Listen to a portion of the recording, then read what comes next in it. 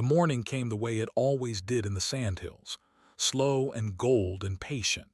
Ethan Wade woke to the smell of hay and leather and the distant lowing of cattle waiting for their feed. He opened his eyes to the same rough pine beams he had stared at for 3 years. Every knot, every crack, every shadow cast by the rising sun through the gaps in the barn wall. He knew them all by heart. His back ached the way it did after fence work. Yesterday had been 12 hours of post replacement along the north pasture. His hands were raw even through the calluses that had built up over 1,000 days of labor. He was 19 years old and his body felt 40. But he would not complain. Complaining was for men who had somewhere else to go. Ethan swung his legs over the edge of the narrow cot and sat up. The bunkhouse was empty except for him. It had been that way since Tommy Martinez left last fall to work the oil fields in North Dakota. The foreman had not hired anyone new, said there was not enough money for extra hands, said Ethan would have to carry the weight alone until spring. Spring had come and gone. Ethan was still alone. But alone was something Ethan understood. He had been alone since he was 7 years old, since the day his mother's heart had stopped beating in the kitchen while she was making breakfast, since the day his father drove into a telephone pole 6 months later, too drunk and too broken to see the road anymore. Since the day a social worker with kind eyes and a tired smile had taken him to the first of 8 foster homes he would cycle through before aging out at 18. Some of the homes had been good, some had been terrible, most had been somewhere in between. Temporary, that was the word that defined Ethan's childhood. Temporary placement, temporary family, temporary room, nothing lasted, nothing belonged to him. He learned early not to get attached, not to unpack completely, not to believe anyone who said they wanted to keep him. At 16 he had run, just walked out of his last placement in Omaha and started moving, picked up work where he could find it, construction sites that did not ask for ID, restaurants that paid cash, gas stations that looked the other way. He slept in his truck when he had gas money, slept in shelters when he did not, survived. And then 3 years ago he had seen a handwritten sign at a truck stop outside Valentine. Ranch hand needed, hard work, low pay, room and board. He had driven out on his last tank of gas with $100 in his pocket and his whole life in a backpack.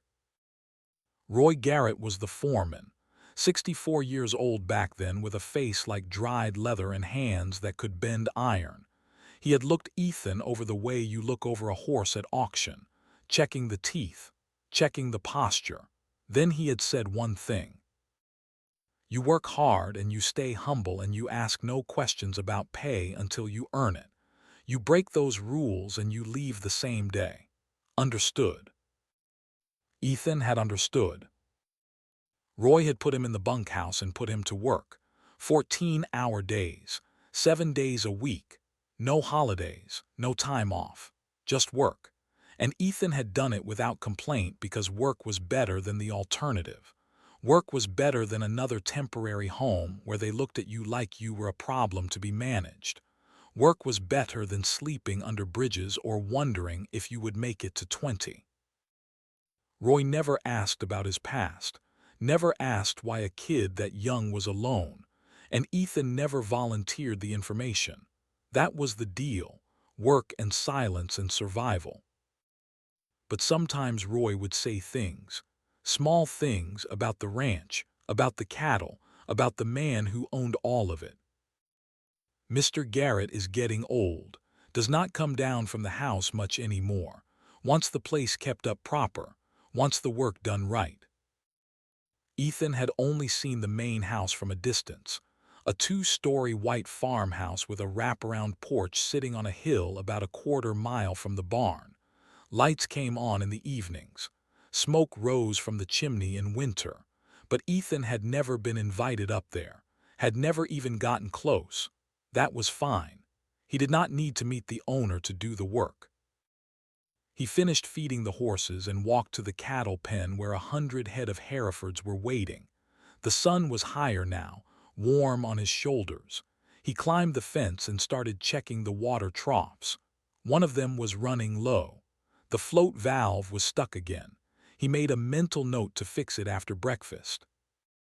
That was when he heard the sound. Tires on gravel. Ethan looked up and saw the dust rising from the main road. A vehicle was coming down the long driveway toward the ranch. That was unusual. Nobody came out here except the feed supplier, and he was not due until Thursday.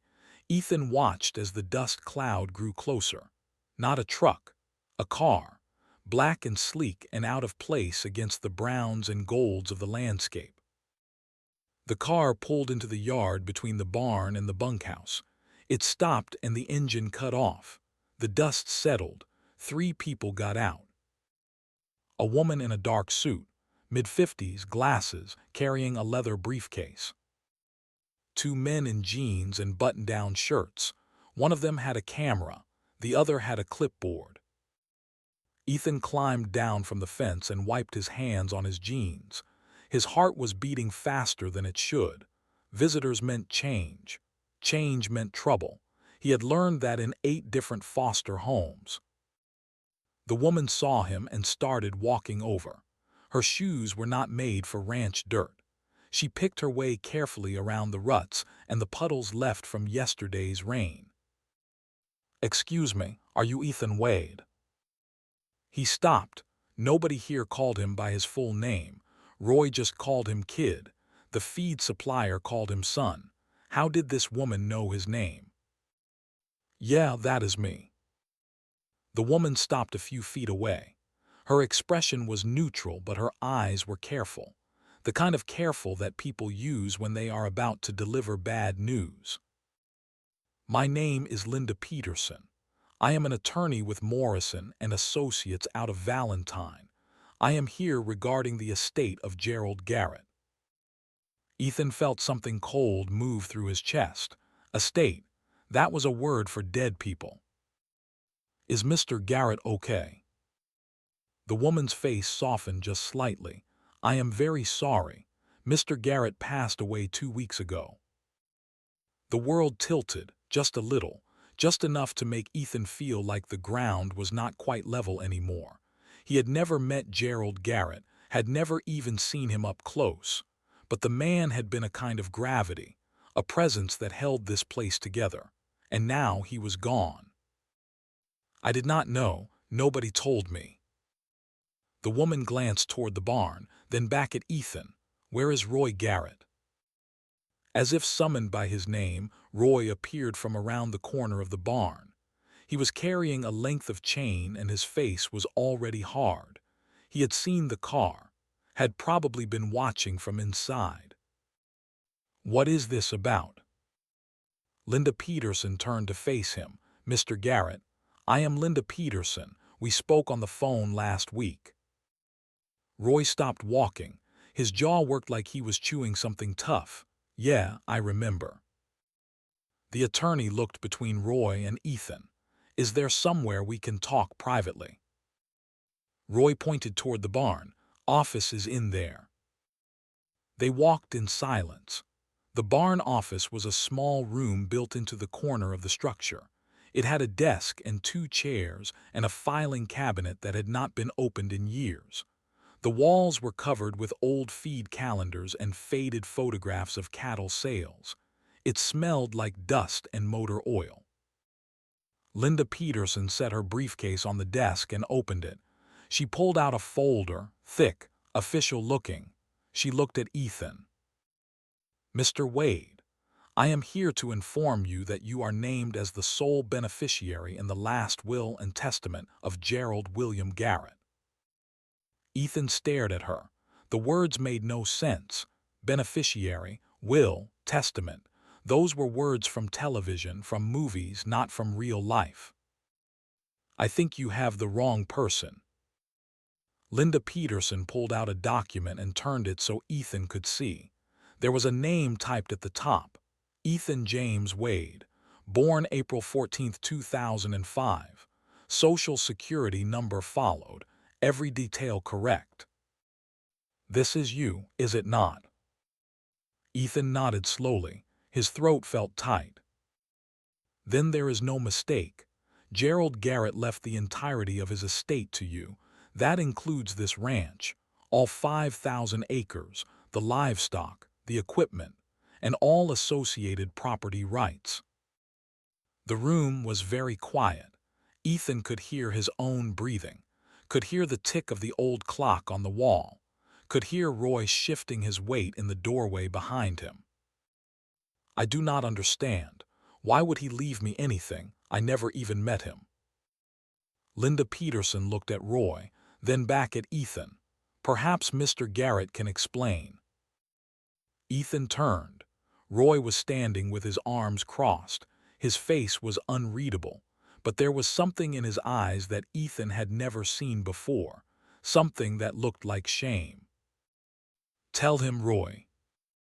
Roy Garrett took a long breath.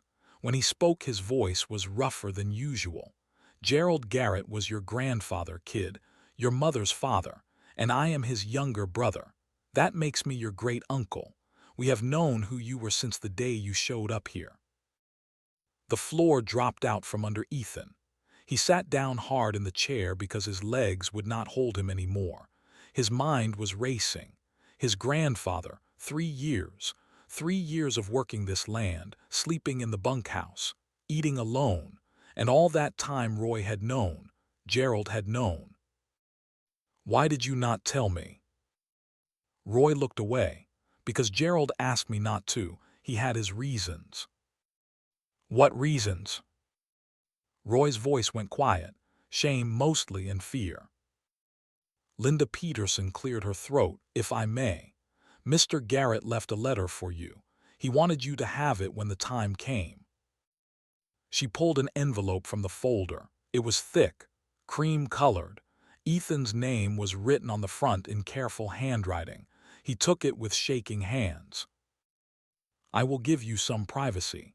There are other matters to discuss, but they can wait. Linda Peterson stepped out of the office. Roy moved to follow her, but Ethan spoke without looking up. Stay. Roy stopped. Ethan opened the envelope. The letter was 3 pages long. The handwriting was shaky in places. The ink was blue. Ethan read. Dear Ethan, if you are reading this, then I am gone and you have learned the truth. I owe you an explanation, though I know no explanation will be enough. Your mother was my only daughter, Sarah. She was the light of my life. When she met your father, I gave her away at their wedding with joy and tears. When you were born, I held you in my arms and promised I would always protect you. I broke that promise. When your mother died of heart failure, you were only 5 years old. She collapsed in the kitchen. The doctors said it was a congenital defect, something that had been waiting inside her heart her whole life. Your father tried to raise you alone, but he was destroyed by grief. He started drinking, started missing work. I watched him fall apart and I did nothing. I told myself he needed time, that he would recover, that my interference would only make things worse. 6 months after Sarah died, your father drove his truck into a telephone pole on Highway 20. The sheriff said his blood alcohol was 3 times the legal limit. He did not even try to brake. I believe he was trying to follow Sarah, and he left you behind. You were 7 years old, alone. I should have stepped in immediately, should have taken you into my home, but I was drowning in my own sorrow. I had lost my daughter and my son-in-law in less than a year. I convinced myself you would be better off with a younger family, someone who could give you the energy and attention I could not. I let them take you into the foster system, told myself it was temporary, that I would get you back when I was stronger, but months became years. I hired investigators, followed your life from a distance, watched you move from home to home, saw you struggle and survive and grow into a young man I barely recognized. By the time I understood my mistake, you were 16 and angry and lost. When you ran away from your last foster home, I was terrified. The investigators tracked you for weeks. And then one morning you showed up here, walking up my driveway like an answer to a prayer I did not deserve to have answered. I wanted to run to you, wanted to tell you everything. But Roy convinced me to wait, to test you first, to see if you had the character to inherit what I had built. So we watched you. For 3 years we watched you work this land. Watched you show up every morning no matter how hard the day before had been. Watched you care for animals that were not yours and fix fences that did not benefit you and sleep in a bunkhouse when there was a warm bed in my house waiting. You passed every test, Ethan. You became the man I always hoped you would be. I am so proud of you. And I am so sorry. Sorry I was not brave enough to love you the way you deserved. Sorry I let fear steal the years we should have had together. This ranch is yours now, not because of blood, but because you earned it. Take care of it. Take care of the people who depend on it. And know that even though I failed you in life, I will be watching over you in whatever comes next. Your grandfather, Gerald. Ethan read the letter twice, then a third time. His vision was blurred. His chest felt like it was being crushed. He set the letter down on the desk and put his head in his hands. Roy's voice came from behind him, soft, almost gentle. He wanted to tell you. Every single day he wanted to tell you. Ethan did not look up. Why didn't he? Because he was afraid you would hate him, and he would not have blamed you. Ethan sat there for a long time. The grief was too big to process, too complicated. Anger and sorrow and relief and confusion all tangled together until he could not tell one from the other. His grandfather, the man who had watched him from a distance for his whole life, the man who had given him work when he needed it most, the man who had been too ashamed to claim him as family. Finally he stood. His legs felt weak, but they held. He walked out of the office. Linda Peterson was waiting in the barn aisle. She looked at him with professional sympathy. I know this is a lot to take in. We can go over the details another time if you need. Ethan shook his head. Tell me now. Linda Peterson nodded. She pulled out another document. As I mentioned, you inherit the ranch in its entirety. 5,000 acres, approximately 800 head of cattle currently on the property, all equipment and structures. There is also a modest savings account, $60,000. Ethan felt dizzy. $60,000 was more money than he had ever imagined having. The ranch alone was worth millions. There is one complication, a significant one. Of course there was. Nothing in Ethan's life had ever been simple. The ranch carries a substantial debt. A loan taken out in 2018 from First National Bank of Valentine. The original amount was $3.2 million. The number hung in the air like smoke. 3.2 million. Ethan did not even know how to picture that much money. The loan was secured against the property.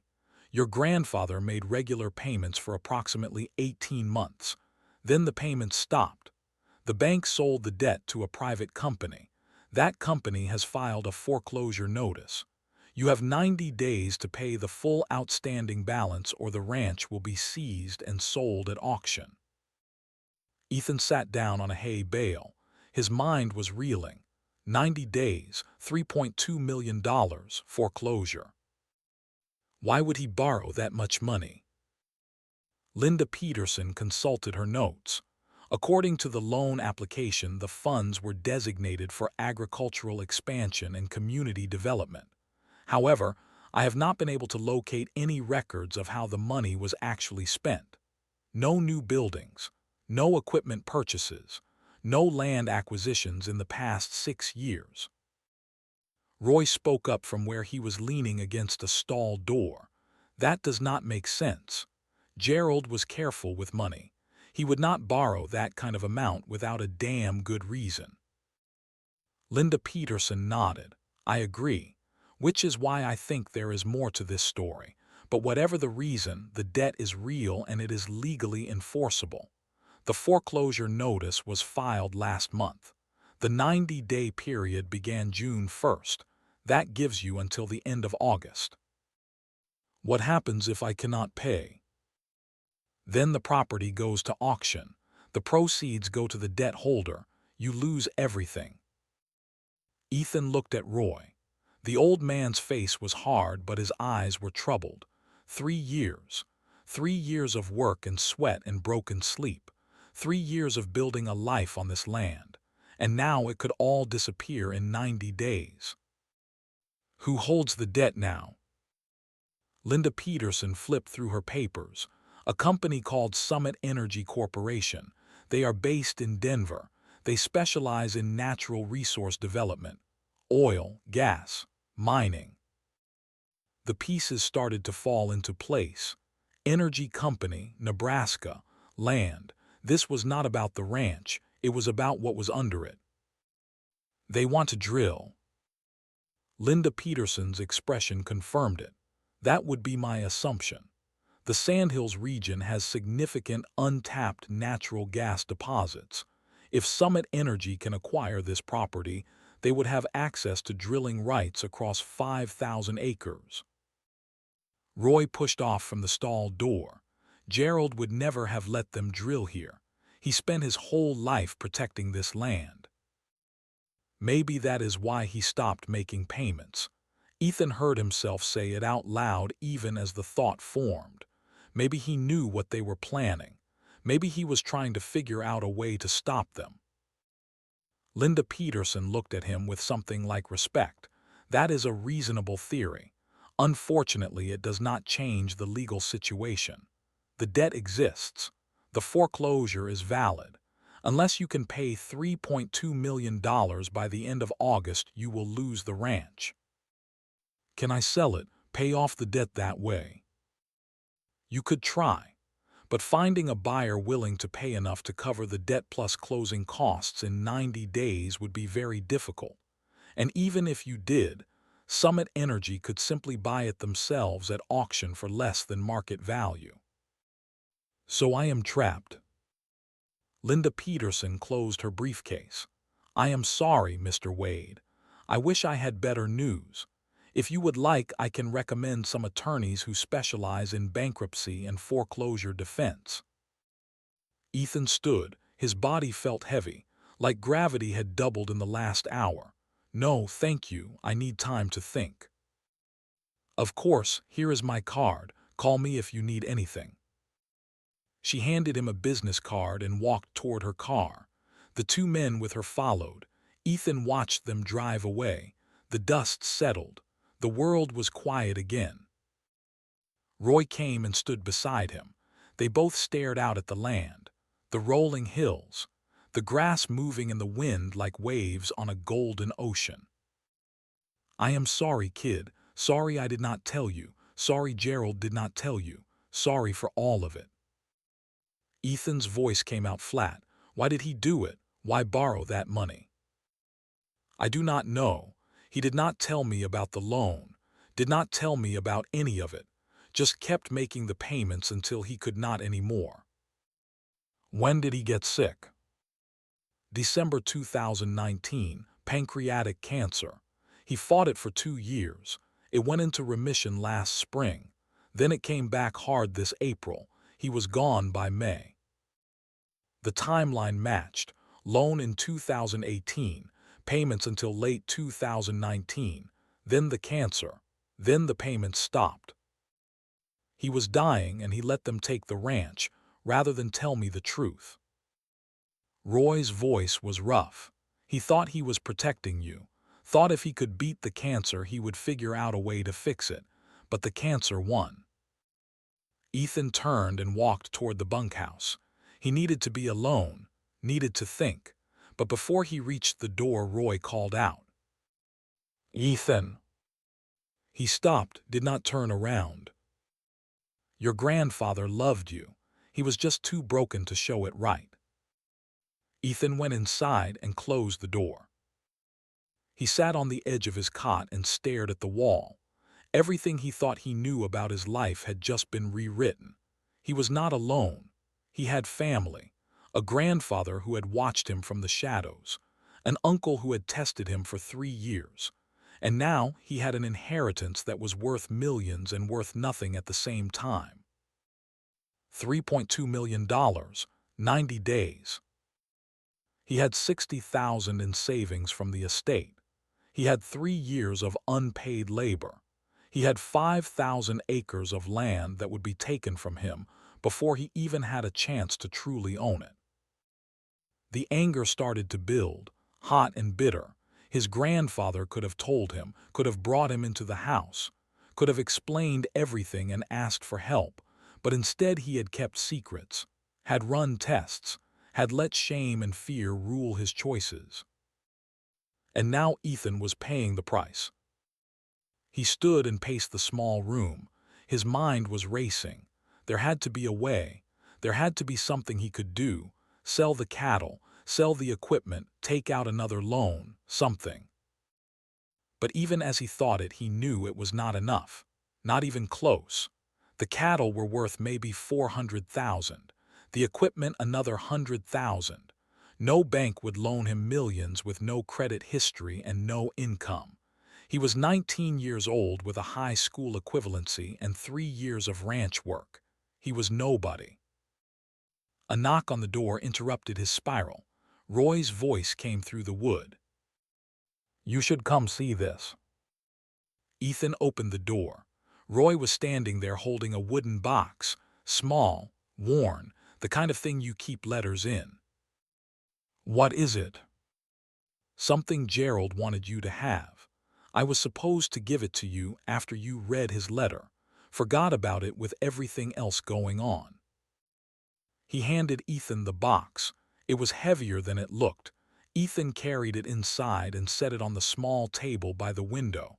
Roy followed him in. They stood looking at it for a moment. "Open it." Ethan lifted the lid. Inside were letters, dozens of them, all addressed to Gerald Garrett, all in the same handwriting, Ethan's handwriting, from when he was younger. He picked up the first one. The envelope was worn soft from being handled. The postmark said December 2010. Ethan would have been 8, 2 years in the foster system. He pulled out the letter and read. "Dear Grandpa Gerald, I do not know if you remember me. Mom used to talk about you sometimes. Said you had a ranch in Nebraska with horses and cattle. I always wanted to visit, but we never did. I am living in Lincoln now with a foster family. They are okay. I got a job helping at a hardware store after school, saving money for when I grow up. Maybe someday I can visit the ranch Mom told me about. I hope you are doing okay. Love, Ethan." He set it down, picked up another. This one from Christmas 2011, then another from his 12th birthday, then more, every Christmas, every birthday. For 8 years he had written to the grandfather he barely remembered, and every letter had been returned to sender after a few weeks. Ethan had assumed the address was wrong, assumed Gerald did not want contact, but looking at these letters now, worn and creased and obviously read many times, he understood. Gerald had gotten every single one, had read them, had kept them, but had been too ashamed to respond. Roy's voice was quiet. He read them over and over, especially toward the end when he knew he was dying. Said they were the only thing that made him believe he might deserve forgiveness. Ethan looked at the dates. The last letter was from Christmas 22. He would have been 17. Just before he ran away from his last foster home, just before he ended up here. He kept them all. All of them. There is something else. Roy reached into the box and pulled out a photograph. It was old, faded, showed a young woman holding a baby. The woman had dark hair and a bright smile. She was standing in front of this very barn. "That is your mother, Sarah, and that is you. You were about 6 months old in that picture." Gerald kept it on his desk, looked at it every day. Ethan took the photo, his mother. He had so few pictures of her. Most had been lost over the years, moving from home to home. Things got left behind. But here she was, young and happy and holding him like he was the most precious thing in the world. The grief hit him all over again, but this time it was different. Not just for what he had lost, but for what his grandfather had lost too. A daughter, a grandson, years that could never be recovered. He set the photo down gently and closed the box. When he looked up, Roy was watching him. "What do I do?" Roy shook his head. "I don't know, kid. I wish I had an answer. But 3.2 million in 90 days, that is a mountain I don't know how to climb. There has to be a way." "Maybe, but we need to figure out what Gerald did with that money first. Because until we know that, we are flying blind." "How do we find out?" "Start with the bank records. Gerald kept everything in his office up at the house. If there are answers, they will be there." The house. Ethan had never been inside, had only ever seen it from a distance like a place in a dream. "Can I go up there?" Roy smiled for the first time that day. "It is your house now. You can go wherever you damn well please." They walked together up the long dirt road that led from the barn to the main house. The sun was high now, hot on their backs. The grass was thick and green from the spring rains. Cattle watched them pass with mild curiosity. This was the land his grandfather had built, the land his mother had grown up on, the land Ethan had worked for 3 years without knowing it belonged to his family. The house was bigger up close, white paint peeling in places, black shutters, a wide porch with rocking chairs that looked like they had not been sat in for years. Roy pulled a key from his pocket and unlocked the front door. Inside, it smelled like dust and old wood and something else, something that reminded Ethan of hospitals, the smell of sickness, of slow death. The living room was frozen in time, furniture from the 70s, a television that still had dials, photographs covering every surface. Roy stood back and let Ethan explore. The first photo Ethan picked up showed a young couple on their wedding day. The man looked like Roy but younger. The woman was beautiful, dark hair, bright eyes. "That is Gerald and your grandmother, Mary. She passed in 98, cancer." Next photo, a little girl on a horse, maybe 8 years old, pigtails and a huge smile. "Your mother, she loved that horse, cried for a week when it died." Another, a young man in military uniform, serious face, strong jaw. "Your father, Thomas Wade, he was Army, did 2 tours in Iraq, made it home safe and then started drinking. The war changed him, made him darker. Your mother tried to help, but some wounds do not heal." Ethan moved through the room looking at frozen moments of a family he never knew, his family. There were photos of him too, baby pictures, a few from when he was 5 or 6. Then they stopped. The timeline ended when his mother died. He walked into the kitchen. It was clean but unused. Dishes in the cabinets, food in the pantry all expired. A calendar on the wall still turned to April 2024, the last month of Gerald's life. Upstairs there were 3 bedrooms. The first was clearly Gerald's. The bed was made. The closet full of clothes that would never be worn again.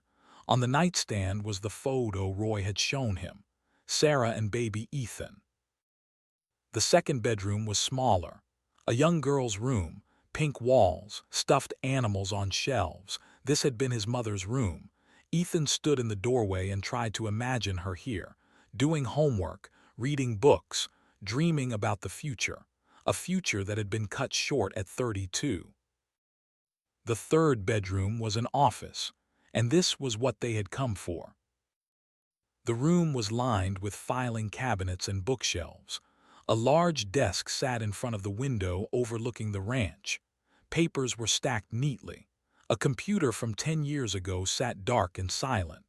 Roy walked to the desk and started opening drawers. Bank statements should be here somewhere. Gerald kept everything organized by year. Ethan joined him. They searched through files, tax returns, equipment receipts, cattle sale records, everything documenting the business of running a ranch. Finally, Roy found what they were looking for. "Here."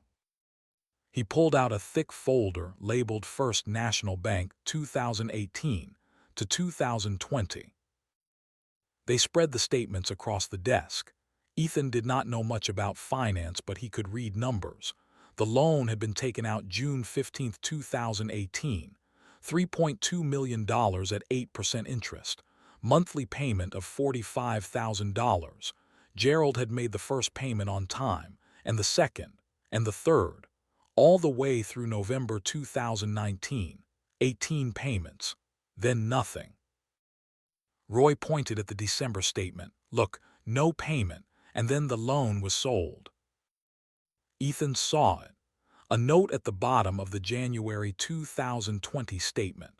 This loan has been transferred to Summit Energy Corporation. All future payments should be directed to the new account information below. They bought the debt right after he stopped paying. That is not a coincidence. Roy's face was grim. No, it is not. They were waiting for him to fail. But why? How did they even know about the loan? Maybe they have people at the bank. Maybe they track all the big agricultural loans in the region waiting for someone to default. I don't know, but it feels planned. Ethan kept searching through the papers. He found the original loan application. The purpose listed was agricultural expansion and community development, but there was nothing else. No business plan, no proposal, just that vague description. What does community development even mean? Roy shook his head. Could mean anything. New roads, new buildings, water systems. Without more detail, it is meaningless. There has to be something else, some record of what he spent the money on. They searched for another hour, every drawer, every file, every piece of paper in that office, and then Ethan found it, hidden in the back of the bottom desk drawer underneath a stack of old tax returns. A single check register, small, leather-bound, the kind you write checks in before computers took over. He opened it. The first entry was dated June 20th, 2018, 5 days after the loan was approved. Check number 1001, amount $3 million, payee Sandhills Community Trust. Ethan read it out loud. Roy went very still. Sandhills Community Trust, I have never heard of it. $3 million, almost the entire loan, in one check. Ethan flipped through the rest of the register. A few smaller checks, $10,000 here, $20,000 there, all made out to ranch expenses, feed, equipment, normal things, but that first check, $3 million to an organization neither of them had ever heard of. We need to find out what that is. Roy nodded, but not today. It is almost dark. We have cattle to feed and horses to bed down. This can wait until morning. They walked back down to the barn in silence. The sun was setting, painting the sky orange and purple. It should have been beautiful, but all Ethan could think about was the ticking clock. 90 days, 89 now. Every sunset was one day closer to losing everything. Roy went to his truck. Ethan started the evening chores, feeding the horses, checking the water troughs, locking up the equipment shed. The familiar rhythm was comforting. This was what he knew. This was what made sense. He was finishing up when he noticed something. A truck parked at the end of the driveway, black, windows tinted, just sitting there, watching. Ethan walked toward it. As soon as he got within 100 yards, the truck started up and drove away. Fast, kicking up dust, gone before he could even see the license plate. He stood there staring at the empty road. His skin was crawling. Someone was watching, someone new. Roy came up beside him. You see that? Yeah. They are already circling. Ethan turned and looked back at the ranch. His ranch, for now, the barn, the house, the endless rolling hills, everything his grandfather had built, everything he was about to lose. Not if I can help it. Roy put a hand on his shoulder. Then we better figure out what Gerald was trying to do, because I got a feeling that $3 million is the key to everything. They walked back to the bunkhouse together. Ethan did not sleep much that night. He kept thinking about the letters, about his grandfather reading them over and over, about $3 million disappearing into something called Sandhills Community Trust, about a black truck watching from the shadows. Somewhere in all of this was an answer, a reason, a way forward. He just had to find it before time ran out. Ethan woke before dawn with the check register still on his chest. He had fallen asleep reading it over and over. $3 million, Sandhills Community Trust. The words were burned into his mind like a brand. He sat up and looked out the bunkhouse window. The sky was just starting to lighten from black to deep purple. Stars were fading one by one. Another day, 88 left. The number felt both infinite and impossibly short. 88 sunrises, 88 chances to find a solution, 88 days before everything his grandfather had built turned to dust. He dressed in the dark, same jeans, same boots, same shirt. His hands were still sore from yesterday's work, but he barely noticed any more. Pain was just part of the background now, like the smell of hay or the sound of wind through the rafters. You learned to live with it. He walked to the barn through air that was cool and sharp enough to hurt your lungs. June mornings in Nebraska could still bite even when the afternoons burned hot enough to blister paint. The horses nickered when they heard his footsteps. They knew his rhythm better than any clock. Same routine as always. Feed and water and check the hooves and talk low to each animal like they were old friends. But nothing felt the same anymore. Every board in this barn, every nail, every piece of equipment, every blade of grass stretching out to the horizon, it all belonged to him now. And he could lose it all before he even understood what that meant, before he even had time to feel like an owner instead of a hired hand playing dress-up in someone else's life. Roy found him in the tack room, cleaning saddles that did not need cleaning. "You planning to work yourself to death, or are we going to figure this out?" Ethan set down the saddle soap.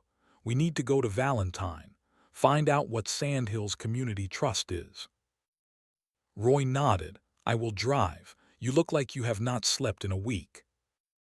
The truck ride into town took 40 minutes on roads that turned from gravel to cracked asphalt to something resembling pavement. Valentine was a small place. 3,000 people if you counted generously. Main Street with a bank and a diner and a feed store, and a handful of other shops that barely kept their doors open. The kind of town where everyone knew everyone and strangers were noticed the moment their tires hit Main Street. Ethan watched the town roll past his window. He had been here maybe 5 times in 3 years, always with Roy, always for supplies. He had never felt like he belonged, had always been the hired hand tagging along. But now he was supposed to be an owner, a landowner, someone with stake in this community. The thought felt like wearing clothes 3 sizes too big. Roy parked in front of the courthouse. Red brick building with white columns that had been there since the 1800s. Ethan could see the wear on the steps. Generations of boots climbing up and down. Farmers and ranchers coming to file deeds and pay taxes and settle disputes the way their fathers and grandfathers had done. Start with public records. If this trust exists, there should be paperwork. The county clerk was a woman in her 60s with reading glasses on a chain and fingers that moved like she had all the time in the world. She looked up when they walked in. Her eyes traveled from Roy to Ethan and back again. Measuring, calculating, figuring out what they wanted before they even opened their mouths. "Help you, gentlemen." Roy did the talking. "We are looking for information on an organization called Sandhills Community Trust. Would have been established around 2018. The clerk typed on her computer, slow, one finger at a time. She squinted at the screen like it personally offended her. then typed some more, then squinted harder. Nothing comes up under that name. You sure that is right? That is what the check says. She tried a few more searches, her mouth getting tighter with each failed result. Then she shook her head. I have been here 30 years. Never heard of it. You might try the bank. If money was involved, Bob Donovan would know. First National Bank was across the street. Old brick building with white columns that matched the courthouse. Someone had tried to make it look important and mostly succeeded. Inside it smelled like coffee and paper and furniture polish. The kind of smell that said we are trustworthy and stable and have been here forever. A young teller with a name tag that said Jessica directed them to the manager's office without asking what they wanted. She had already sized them up. Ranch men. Here on business, probably about a loan. The nameplate on the door said Robert Donovan, President.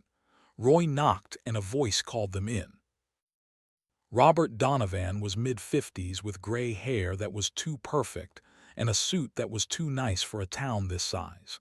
He stood when they entered, and his smile was practiced, but his eyes were careful. The eyes of a man who had learned to read people for a living. Roy Garrett, been a while. Bob, this is Ethan Wade, Gerald's grandson. Donovan's expression changed. The practiced smile fell away, and what replaced it was something more genuine. Sadness, maybe even guilt. He came around the desk and shook Ethan's hand with both of his. I was very sorry to hear about Gerald. He was a good man, one of the best. This county owes him more than it knows. Thank you. Please sit, both of you. They sat in leather chairs that were old but well-maintained. The office had photos on the walls, historical pictures of Valentine, the bank in different eras, families posing in front of farms, the visual history of a community built on agriculture and determination, and the willingness to bet everything on whether you could not control. What can I do for you? Ethan pulled out the check register. His hand was steadier than he felt. We are trying to track down a payment Gerald made in 2018. $3 million to something called Sandhills Community Trust. You know anything about it? Donovan went very still, like someone had hit pause on a video. Then he cleared his throat and sat back in his chair. When he spoke, his voice had changed, become softer, more careful. Where did you get that? Gerald's records, from his office. I see. The banker stood and walked to his window. It looked out over Main Street. Ethan could see people going about their business, trucks pulling into diagonal parking spots, women going into the grocery. Old men gathered outside the feed store talking about rain that might or might not come. The rhythm of small-town life that had been playing out the same way for 100 years. Donovan stood there for a long moment, his hands clasped behind his back, his shoulders tight. Then he turned around, and when he looked at Ethan, there was something in his eyes that looked like shame. That trust was Gerald's idea. He set it up himself, very quietly, swore me to secrecy. What was it for? Donovan walked back to his desk but did not sit. Instead, he leaned against it. His voice was lower now, like he was telling a secret he had kept too long. In 2017, we had a drought, worst one in 40 years, maybe the worst since the Dust Bowl. Cattle were dying in the fields, ponds drying up, grass turning to powder. Ranchers were going under left and right. Every week someone else was coming in here with their hat in their hands asking for more time, more patience, one more chance. He paused, looked out the window again. This bank was getting ready to foreclose on half the county. I did not want to, but we had shareholders, board members, regulators. I had no choice, or I thought I had no choice. Then Gerald came to me. Roy leaned forward. What did he say? That he wanted to help, but he did not want anyone to know it was him doing the helping. Said pride is all some people have left. You take that away and you kill them deader than any drought. So he came up with a plan.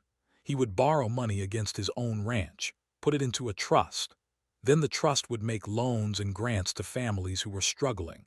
No interest, no strict repayment terms, just enough to keep them afloat until the rains came back. How much did he borrow? $3.2 million. Ethan felt the number settle in his stomach like a stone. His grandfather had bet everything. The entire ranch, 5,000 acres and a century of work, all of it put up as collateral to save neighbors he barely knew. How many families? Donovan pulled out a file from his desk drawer, a thick one. He set it down and opened it, page after page of names and numbers and amounts. 47 families received direct assistance. Another 100 or so benefited indirectly. Equipment suppliers who stayed in business because ranchers could still buy. Feed stores, veterinarians, mechanics. When you save one ranch, you save all the businesses that depend on it. Gerald understood that. He saved this whole town and most people do not even know it. Roy spoke up. His voice was rough. Why did Gerald's payment stop in late 2019? That is when he got sick. Donovan's voice dropped even lower. Pancreatic cancer came on fast and mean. He tried to keep up with the loan payments, but the medical bills were crushing him. Chemo, radiation, experimental treatments. His insurance only covered part of it. He was burning through his savings just trying to stay alive. The room was quiet. Ethan could hear the clock on the wall ticking, could hear voices from the bank lobby, could hear his own heart beating. He came to me in January 2020, asked if we could restructure the loan, give him more time, better terms. I wanted to help him, Bob. I swear I wanted to help, but by then it was too late. What do you mean too late? The loan had already been sold. Donovan's hands were shaking slightly, to Summit Energy Corporation. They bought it in December 2019, right after Gerald missed his first payment. Just one payment, 30 days late, and they bought the whole loan. Ethan and Roy exchanged looks. That was too convenient, too fast. Why would an energy company buy a ranch loan? Donovan shook his head. I have asked myself that question 1,000 times. The only answer that makes sense is they wanted the property. Your ranch sits on top of a significant natural gas deposit. If they can foreclose, they get drilling rights to 5,000 acres. Did they approach you about buying the loan, or did you go to them? The banker's face went red. They approached me, made a very generous offer, more than the loan was worth. I thought I was doing Gerald a favor, thought they would restructure with him, give him better terms. I was wrong. You sold him out. Roy's voice was flat. Donovan flinched like he had been slapped. I made a mistake. I have to live with that, but I did not know what they were planning, I swear. Does not matter now. Ethan stood. The loan is sold. The foreclosure is happening. We have 88 days. There might be one thing. They both looked at him. My daughter, Claire, she works with agricultural nonprofits, helps ranchers fight development. She might have ideas, resources. I can give you her number. Ethan took the number. They left the bank in silence. Outside, the sun was bright and hot. Main Street was busy. Trucks and tractors. People going about their lives. All of them connected to the land. All of them dependent on ranchers like Gerald keeping the ecosystem alive. We should call her. Roy was already dialing. The call went to voicemail. He left a message. 20 minutes later, they were sitting in the diner drinking coffee when a young woman walked in. Late 20s, jeans and boots and a canvas jacket, dark hair pulled back. She looked around until she saw them and walked over. You must be Roy Garrett. I am Claire. She sat down without waiting for an invitation. ordered coffee from the waitress, then turned to Ethan. "You are the grandson." "Ethan." "My father told me what happened. I am sorry. About your grandfather and about the loan. It was not right." "Can you help?" "Maybe. Tell me what you know." Ethan explained everything. The inheritance, the debt, the foreclosure deadline, the $3 million to Sandhills Community Trust. Claire listened without interrupting. When he finished, she sat back and thought for a moment. "Your grandfather was a hero to a lot of people, including my family. When my father's bank was going under during the drought, Gerald personally guaranteed loans for 20 families, kept the bank solvent, kept those families on their land. We owe him everything." "So you will help?" "I will do what I can. But 88 days to raise $3.2 million is nearly impossible. We would need a miracle." They were still talking when the diner door opened. A bell chimed. Conversation in the room dipped for just a second the way it always does in small towns when someone new walks in. Everyone looks. Everyone measures.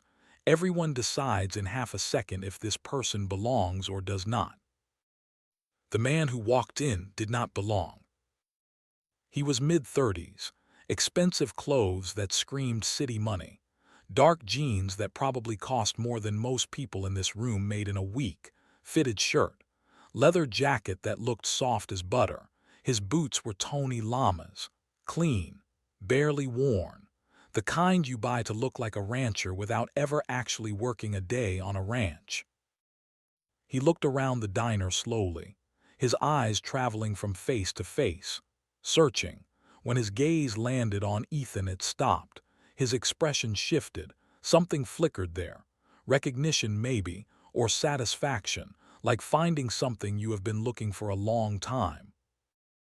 He walked over, not rushed, taking his time, letting everyone in the room watch him cross the floor.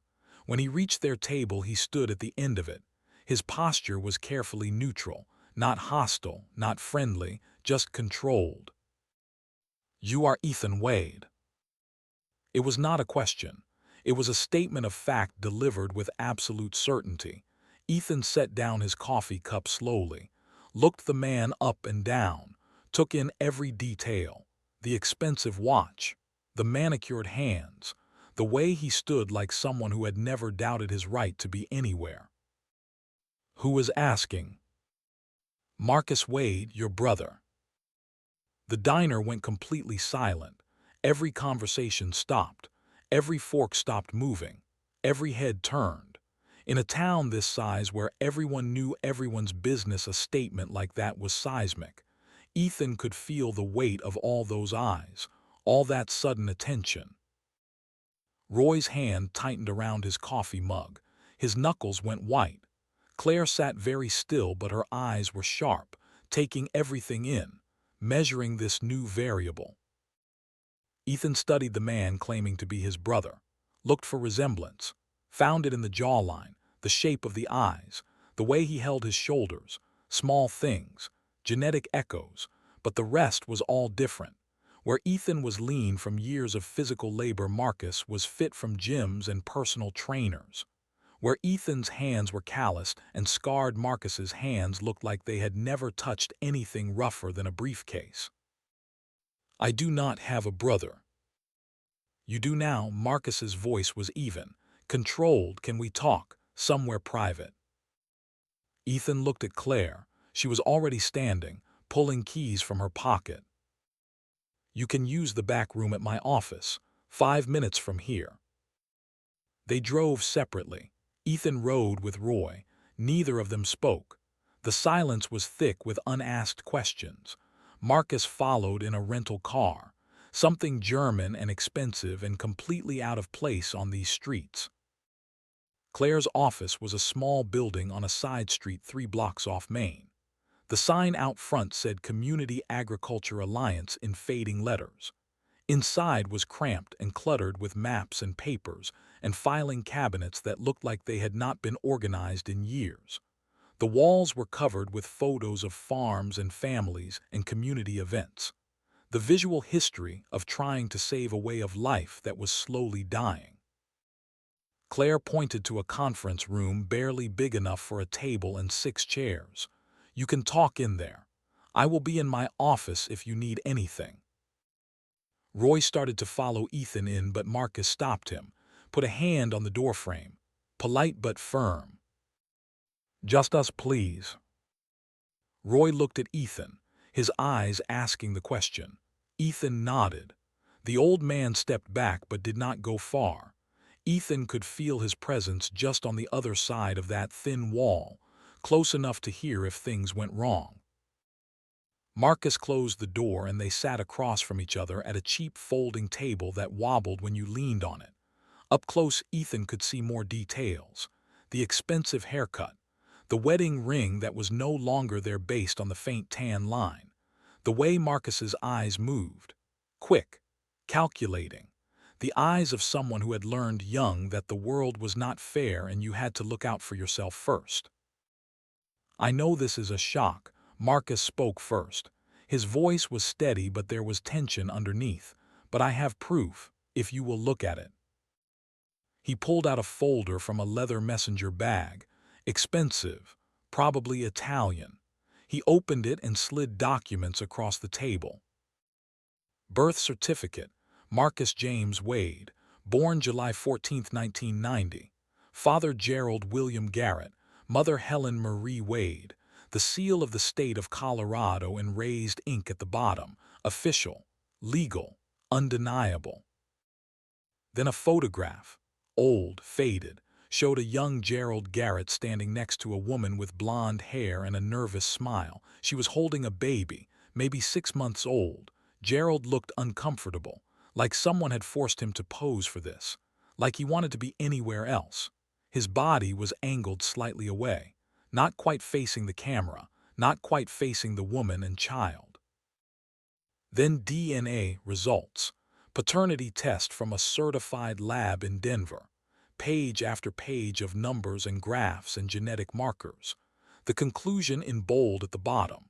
Probability of paternity 99.99%. Ethan looked at it all. Let his eyes travel over every word, every number. Let it sink in. Then he pushed the papers back across the table. "What do you want?" "What is rightfully mine." Marcus leaned back in his chair. "Half of that ranch." "Gerald left it to me." "Because he did not know I existed." Marcus's voice got harder, sharper. "Or because he did know and chose to pretend I did not.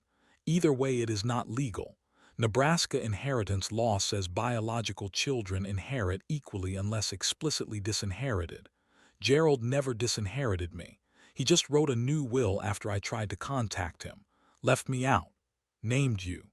But that does not override state law.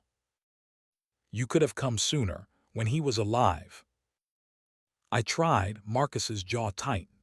His hands flat on the table. "I found him 2 years ago. Spent 6 months tracking him down through public records, land deeds, tax filings. Finally confirmed he was the right Gerald Garrett, so I wrote letters, sent them certified mail so I knew he got them. No response. I called, left messages. No response. Finally, I drove out here, twice. Showed up at the ranch gate and asked to see him. Your Uncle Roy turned me away both times. Said Gerald did not want visitors. Said he was sick. Said I should leave him alone. So you waited until he was dead to claim your share."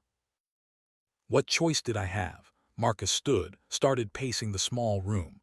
3 steps one way, turned 3 steps back. He made it clear I was not welcome while he was alive. He rejected me twice. Once when I was born, once when I tried to reconnect as an adult. What was I supposed to do? Camp out on his doorstep, force my way in? I have a life, a career.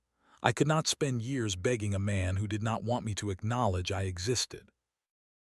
Ethan stood too. The room felt even smaller with both of them on their feet. "I do not have time for this. I have 88 days to save that ranch or we both lose everything." Marcus stopped pacing, turned to face him directly. "I know about the debt." Ethan felt something cold move through his chest. How? I am a lawyer, corporate law, contracts, mergers and acquisitions. I did my research before I came here. Looked into Gerald's financial situation, public records, court filings, loan documentation. I know about the 3.2 million. I know about Summit Energy. I know about the foreclosure notice. I know you have 87 days left as of this morning. That is why I am here. Not just to claim what is mine, but to help save it. Why would you help me? Because if the ranch gets foreclosed, neither of us gets anything. Marcus sat back down, pulled out his laptop from the messenger bag. Nebraska law says if property is under debt, both inheritors are equally liable. That means Summit can come after me too, can pursue my assets, my savings, everything I have built. We are in this together whether we like it or not, so we can fight each other and both lose, or we can work together and maybe both win. They stared at each other across the wobbling table.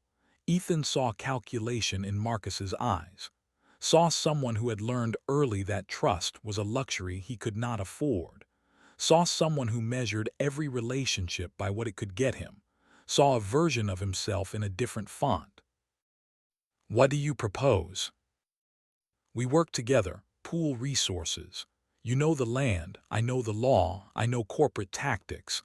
I know how companies like Summit operate. Between us, maybe we can find a way out of this. And if we save it, then what? Then we split it. Marcus's voice was flat. Matter of fact, 50-50. I get my birthright, you get to keep working the ranch. Everybody wins. Except I worked that land for 3 years, while you were living your life somewhere else. Marcus's jaw tightened, a muscle jumping in his cheek. I was living my life not knowing I had a father, not knowing I had family, not knowing there was a ranch in Nebraska with my name on it. You think 3 years of manual labor gives you more right to it than 34 years of not even knowing it existed. You got to be here. You got to work this land. You got 3 years with Roy watching over you. 3 years of Gerald testing you and deciding you were worthy. I got nothing. Zero. So do not talk to me about what is fair. The words hung in the air between them. Both truths, both grievances, neither one canceling out the other. Just two men with competing claims and no good way to resolve it except through lawyers and courts and judges who would not care about either of their stories. Ethan walked to the window, looked out at the street. A truck drove past, old Chevy from the 80s, rust eating through the wheel wells, 2 kids in the back, probably headed to help their dad with evening chores. The rhythm of ranch life, the rhythm Ethan had learned to love. We need to see the loan documents, all of them, and we need to figure out if there is any way to challenge the foreclosure. Marcus was already opening his laptop. I already started, pulled Summit Energy's corporate filings, their acquisition history, their litigation record. They bought Gerald's loan for $1.8 million, well below its face value. That suggests they were not interested in collecting the debt through normal means. They were interested in forcing a default so they could take the property cheap at auction. Can we prove that? Maybe, if we can show they acted in bad faith, if we can show they manipulated the situation to engineer a foreclosure instead of working with a borrower in good faith. But that takes time, and evidence, and depositions, and court filings, all the things we do not have time for. Which we do not have. No, we do not. Marcus closed the laptop, so we need a different strategy. The door opened. Roy stuck his head in. Everything okay? Ethan looked at Marcus, then at Roy, then back at Marcus.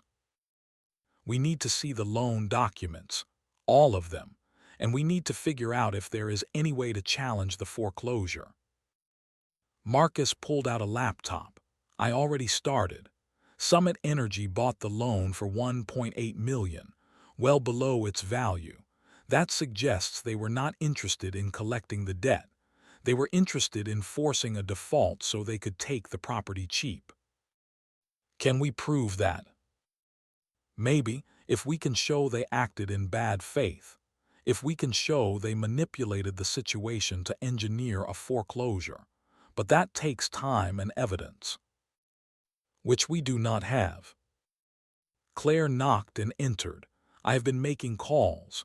There are agricultural preservation groups that might help, foundations that provide emergency funding to save family farms, but they all need applications, documentation, months of processing time. We have weeks, not months. Then we need a different strategy. Claire sat down. What if you sold part of the ranch, kept enough to stay operational but raised cash to pay off the debt? Marcus shook his head. At 3.2 million you would need to sell most of the acreage, and finding a buyer in 88 days who would pay fair market value is nearly impossible. Summit Energy would just lowball you at auction. So we are trapped. Not necessarily. Roy had been quiet, but now he spoke. What if we go public, tell the story? Gerald saves 47 families and then gets taken down by a corporation that wants to frack his land. That plays. People might donate. Marcus looked skeptical. You think a GoFundMe is going to raise $3 million? Stranger things have happened. Ethan was only half listening. His mind was working, trying to see the angles, trying to find the crack in the wall. Then something occurred to him. The trust, Sandhills Community Trust. If Gerald put $3 million into it, and it was used to help families, then some of those families still owe money. Right. Donovan said the loans had no strict repayment terms. But they are still legal obligations. If we could collect on those loans, we might be able to raise enough to pay off Summit. Claire was already shaking her head. You cannot do that. Those families are barely surviving as it is. Calling in those debts would destroy them. It would undo everything Gerald tried to do. I am not saying we do it. I am saying it is an option. It is not an option. Roy's voice was firm. Gerald would rather lose the ranch than hurt those people, and so would I. Marcus held up his hand. Wait, there might be something there, not collecting the debts, but using them as collateral. If the trust holds $3 million in outstanding loans, then technically it is an asset. We could borrow against it. Claire frowned. Borrow more money to pay off money you already owe. How does that help? Different terms, different lender, someone who would give us time instead of forcing foreclosure. It is a long shot, but it is something. They spent the next hour throwing ideas around. Each one was shot down. Too slow, too risky, too dependent on things outside their control. By the time the sun was setting, they were no closer to a solution. Ethan stood. I need air. He walked out into the street. The town was quiet, shops closing, people heading home. This was the rhythm of small-town life, the rhythm his mother had grown up with, the rhythm Gerald had protected by saving those families. Footsteps behind him. Marcus. Look, I know you do not trust me, I get it, but we are stuck with each other. Ethan did not turn around. Why do you even want the ranch? You are a lawyer in Denver.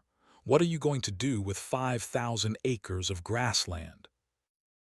Sell my half, take the money, start over somewhere else. So you do not care about the land. I care about what is mine. Marcus came around to face him.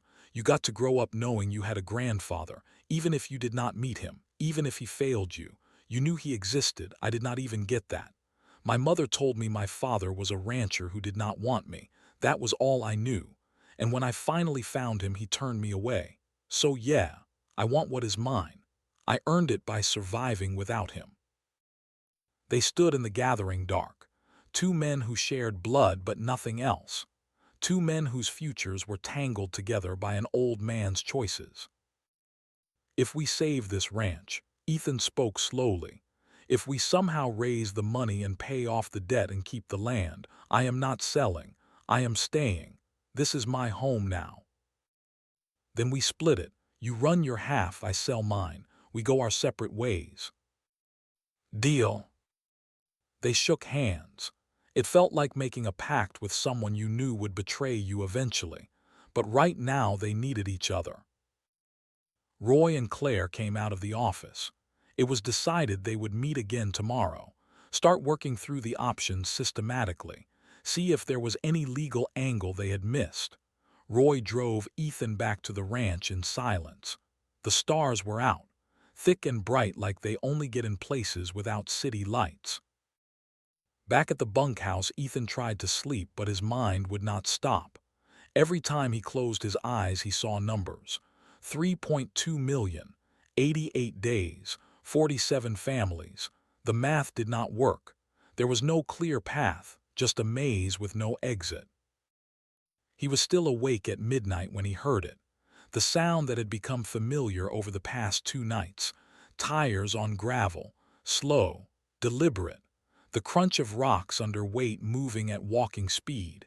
He got up and looked out the bunkhouse window. The black truck was there again, parked at the end of the driveway maybe 200 yards out. Same spot as before, just sitting there. Engine running, headlights off. A dark shape against the slightly less dark sky. Watching. Ethan pulled on his boots and walked outside. The night air was cold enough to see his breath. The stars were thick overhead, bright enough to cast shadows. He started walking toward the truck. Long strides, not running but not casual either. As soon as he got within 100 yards, the truck came alive. Lights on, engine revving. It spun in a tight circle and drove away fast. Gravel spraying, dust rising.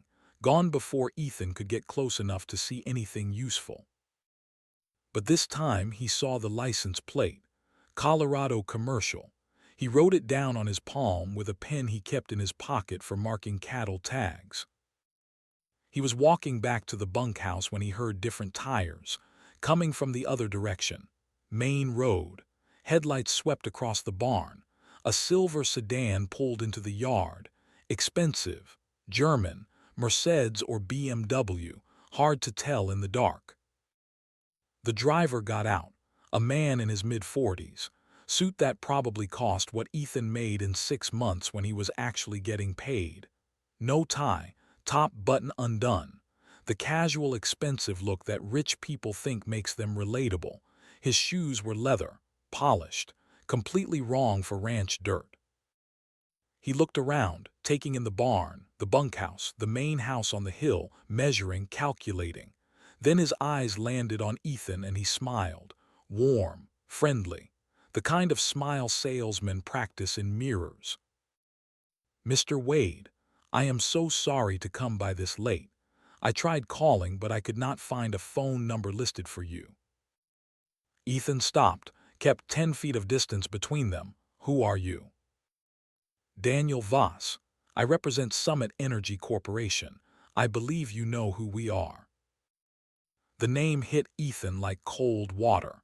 This was the man. The company, the entity that held $3.2 million over his head like a sword, the people who had engineered his grandfather's downfall. "You should leave." Voss held up both hands in a peaceful gesture, like he was approaching a spooked horse. "I understand you are upset. I would be too in your position, but I am not here to threaten you. I am here to offer you a solution. Just hear me out. 5 minutes. Then if you want me to go, I will go." Against every instinct, Ethan nodded. They stood in the yard between the barn and the bunkhouse. The security light above the barn door cast long shadows, made Voss look younger and older at the same time, highlighted the silver in his hair, the lines around his eyes. "I know you are in a difficult situation." Voss's voice was smooth, practiced. "I know about the debt, the foreclosure timeline, the impossible deadline, and I know that right now you are trying to figure out how to raise $3.2 million in less than 90 days. I am here to tell you that you do not have to. I am not selling. Just listen. Summit Energy is prepared to offer you $8 million for this property. Cash, clean, quick.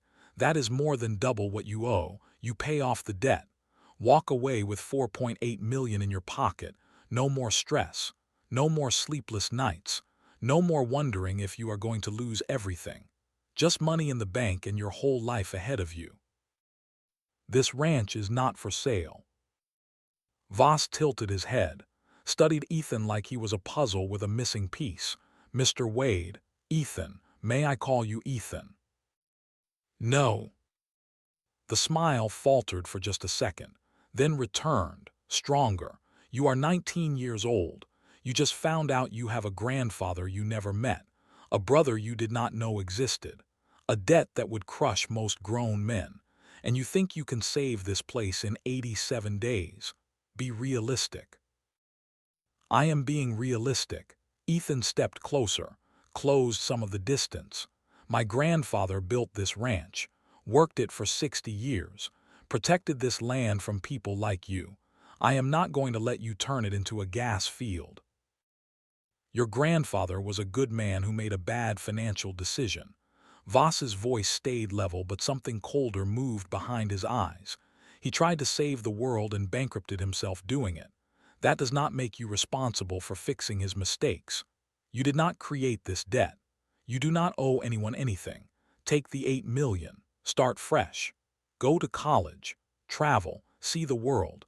Live your life instead of trying to resurrect his. My life is here.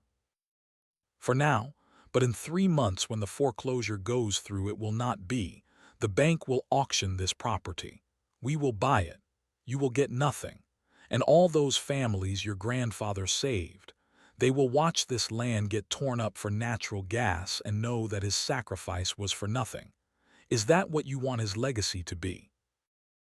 Ethan felt rage building in his chest, hot and tight. You engineered this. You waited for him to get sick, waited for him to miss one payment. Then you bought his debt and accelerated the foreclosure. You did not give him a chance to recover. You pushed him into default on purpose. Voss's smile was gone now, replaced by something harder, more honest. I bought a distressed loan from a willing seller. That is not illegal, that is business. Your grandfather had every opportunity to restructure, to reach out, to ask for help. He chose not to. He chose to keep secrets and make payments he could not afford and let pride kill him. Get off my property. Voss pulled a business card from his jacket pocket, held it out. When you are ready to be reasonable, call me. The offer stands for 30 days. After that, the price goes down, way down, because the closer we get to foreclosure, the less leverage you have. He walked back to his car, opened the door, then stopped and looked back. One more thing, your brother, Marcus. He came to see me 3 days ago, before he drove out here to play the family card with you. Wanted to know if I would be interested in buying his half of the inheritance directly. Cut you out entirely. I told him to wait. See if you would be smart enough to take the $8 million and split it with him. But if you are going to be stubborn, he is ready to make his own deal. Thought you should know what kind of family you are working with. He got in the car, started it. The engine was quiet, expensive. He rolled down the window. You have 87 days, 86 after midnight tonight. Clock is ticking, Ethan. And it does not care how hard you work or how much you love this place. It just keeps ticking. He drove away, slow, no hurry. The red taillights disappeared down the long driveway and then he was gone. Ethan stood in the dark, feeling like the ground had opened under his feet. Marcus had gone to Voss before coming here, had explored selling out before pretending to offer help. The partnership was a lie, or at least built on quicksand. One wrong move and it would collapse and bury both of them. The bunkhouse door opened. Roy came out. He had been watching from the window the whole time, close enough to help if things went wrong, but far enough back to let Ethan handle it. You okay, kid? No. What did he offer? $8 million for the ranch. Said Marcus already tried to cut a deal with him. Said we are idiots if we do not take it. Roy spat in the dirt. That man is a snake in expensive shoes. Maybe, but he is right about one thing. The math does not work. We need 3.2 million in 86 days and we have no way to raise it. No foundation is going to move that fast. No bank is going to loan us that kind of money. We are fighting a battle we already lost. Ethan sat down hard on the bunkhouse steps. Roy sat beside him. They were quiet for a long time. The night was cool. The stars were bright. Somewhere out there Daniel Voss was driving back to whatever expensive hotel he was staying at in Valentine, confident this was already over, confident that in 86 days he would own 5,000 acres and everything under it. Somewhere out there Marcus was probably in his own hotel room calculating what he could get for his half if he sold to Voss directly, running numbers, weighing options, protecting himself first because that was what he had learned to do. And somewhere up on that hill in the dark house his grandfather had died in were photos and letters, and a lifetime of memories from a man who had been brave enough to risk everything for people he barely knew. Ethan thought about the letters, his letters, the ones Gerald had kept and read over and over. All those words from a lonely kid hoping someone was listening, hoping someone cared. Gerald had cared, had kept every single one, had wanted to reach out but had been too afraid, too ashamed, too broken by his own mistakes. And in the end, he had done the only thing he knew how to do. He had left everything to the grandson he had failed, had given Ethan a chance to prove himself, to become the kind of man who would fight for something bigger than himself. You know what the worst part is? Ethan's voice was quiet. What? Voss is right. Gerald did make a bad financial decision. He borrowed money he could not afford to pay back. He bet the entire ranch on saving people who might not even appreciate it. He chose community over security, chose helping others over protecting himself, and it killed him. Roy was quiet for a moment. Then he spoke. Your grandfather told me something once, back when he was first getting sick, said the measure of a man is not what he keeps for himself. It is what he is willing to lose for others. That is easy to say when you are not the one losing everything. Maybe, but Gerald meant it. He knew what he was risking, knew he might not live long enough to see it pay off, but he did it anyway because it was the right thing to do. And now I am supposed to do the same thing, risk everything I have, which is not much, on some impossible hope that we can beat Summit Energy. I am not telling you what to do. Roy stood, stretched, his joints popping. I am just telling you what your grandfather would have done, what he did do. The rest is up to you. He went back inside, left Ethan sitting there alone in the dark. Ethan looked up at the stars, tried to find patterns, tried to make sense of anything. His whole life had been chaos, foster homes, temporary families, running away, surviving, learning not to get attached because nothing lasted, and just when he had found a place that felt like home it was being ripped away. But there was something different this time. This time he was not alone. He had Roy. He had Claire who seemed willing to help for reasons he did not fully understand. He even had Marcus who was at least partially invested in saving the ranch even if his motives were selfish. And he had 86 days, which was more than he had been given in most situations. Most of the time the world did not even give you a warning. It just hit you and expected you to get back up. He thought about Voss's words. You are 19 years old, like that was a reason to give up, like youth meant weakness. But Ethan had been surviving impossible situations since he was 16. He had learned early that the world did not care about your age or your circumstances, or whether you thought things were fair. It only cared about what you did when everything was stacked against you. And what Ethan did was work. So that was what he would do now. He would work harder than Voss thought possible, smarter than Marcus expected, longer than anyone believed he could. He would find every angle, explore every option, call every favor that existed. He would turn over every stone until he found a way or ran out of time trying. Because the alternative was unacceptable. The alternative was letting his grandfather's sacrifice mean nothing, was letting Daniel Voss win, was proving that corporate money always beats community heart, was walking away from the first real home he had ever known. And Ethan had walked away from enough homes in his life. This one he would fight for. He stood and walked to the barn, checked on the horses even though they were fine, just needed to move, needed to do something with his hands. The familiar rhythm was calming. This was real. The smell of hay, the sound of animals shifting in their stalls, the weight of a saddle in his hands. This was worth saving. He finished the rounds and walked back to the bunkhouse. Tomorrow they would start fighting, would call every foundation Claire had mentioned, would explore every legal angle Marcus could think of, would see if any of the 47 families Gerald had helped could contribute anything, even if it was just moral support. They would not stop, would not quit, would not sell. And if they lost, at least they would lose fighting. Ethan lay down on his cot, closed his eyes, tried to sleep. His mind was still racing, but his body was exhausted. Eventually, exhaustion won. His last thought before sleep took him was of his grandfather, sitting at that desk in the farmhouse, writing checks to save strangers, keeping letters from a grandson he had failed, dying alone with regrets he could never fix.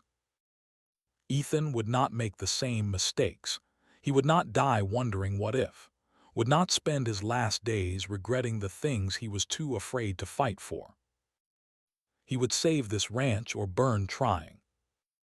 And in the morning the fight would begin. Morning came too early and brought no answers. Ethan had maybe slept 3 hours. Every time he closed his eyes, his mind started calculating. 86 days, $3.2 million, $8 million offer, Marcus who might betray him, Voss who definitely would. The numbers spun like a wheel that never stopped. He got up before the sun, fed the horses, checked the cattle, did all the morning chores that needed doing regardless of whether he was about to lose everything. The work was good, kept his hands busy even if his mind would not settle. Roy found him replacing a section of fence that did not need replacing. "You planning to rebuild the whole ranch before we lose it?" "Just need to move." Roy handed him a thermos of coffee. "We are meeting Marcus and Claire at her office in an hour. Time to start figuring this out for real." The drive to Valentine felt longer than 40 minutes. Neither of them spoke much. What was there to say? They were facing an impossible problem with no good solutions, just variations of bad and worse. Claire's office looked different in daylight. Still cramped and cluttered, but the morning sun through the windows made it feel almost hopeful. Maps on the walls showing agricultural land, photos of families standing in front of farms that had been saved, evidence that sometimes the good guys won. Marcus was already there, laptop open, coffee in hand. He looked like he had not slept either. His expensive shirt was wrinkled. His hair was not perfectly styled. The cracks were showing. Claire brought more coffee and they gathered around the conference table, the one that wobbled when you leaned on it. She had papers spread out, grant applications, foundation directories, legal precedents for challenging foreclosures. "Okay," she spoke first. Her voice was all business. "We have 86 days. We need $3.2 million. Let me walk you through what I have found."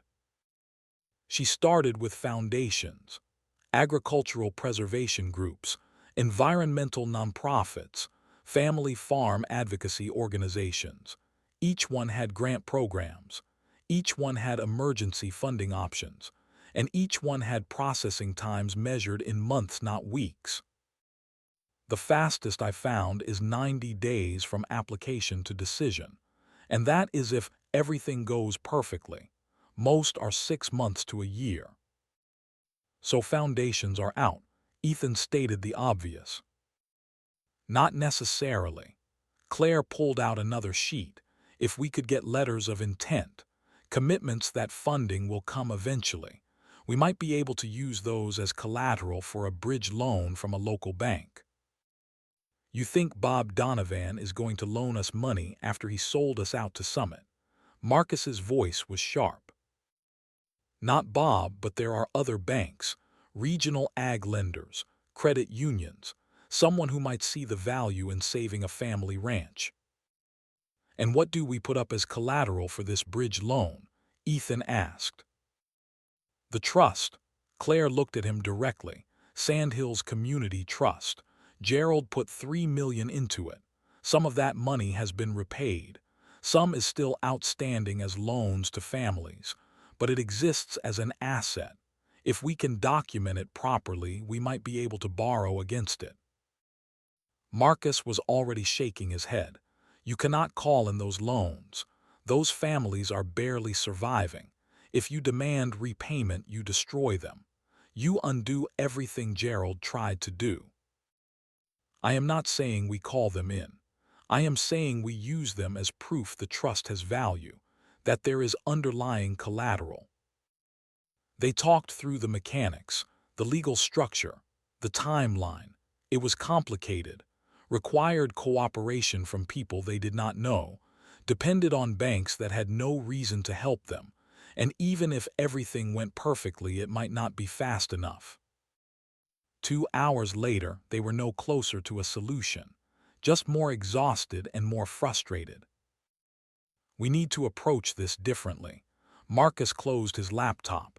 We are thinking like this is a financial problem. It is not. It is a corporate strategy problem. Summit Energy wants this land. They engineered a situation to get it cheap. So we need to figure out why they want it so badly and if there is any way to make it less valuable to them. Claire looked up. The natural gas deposits. If they cannot drill, they cannot profit.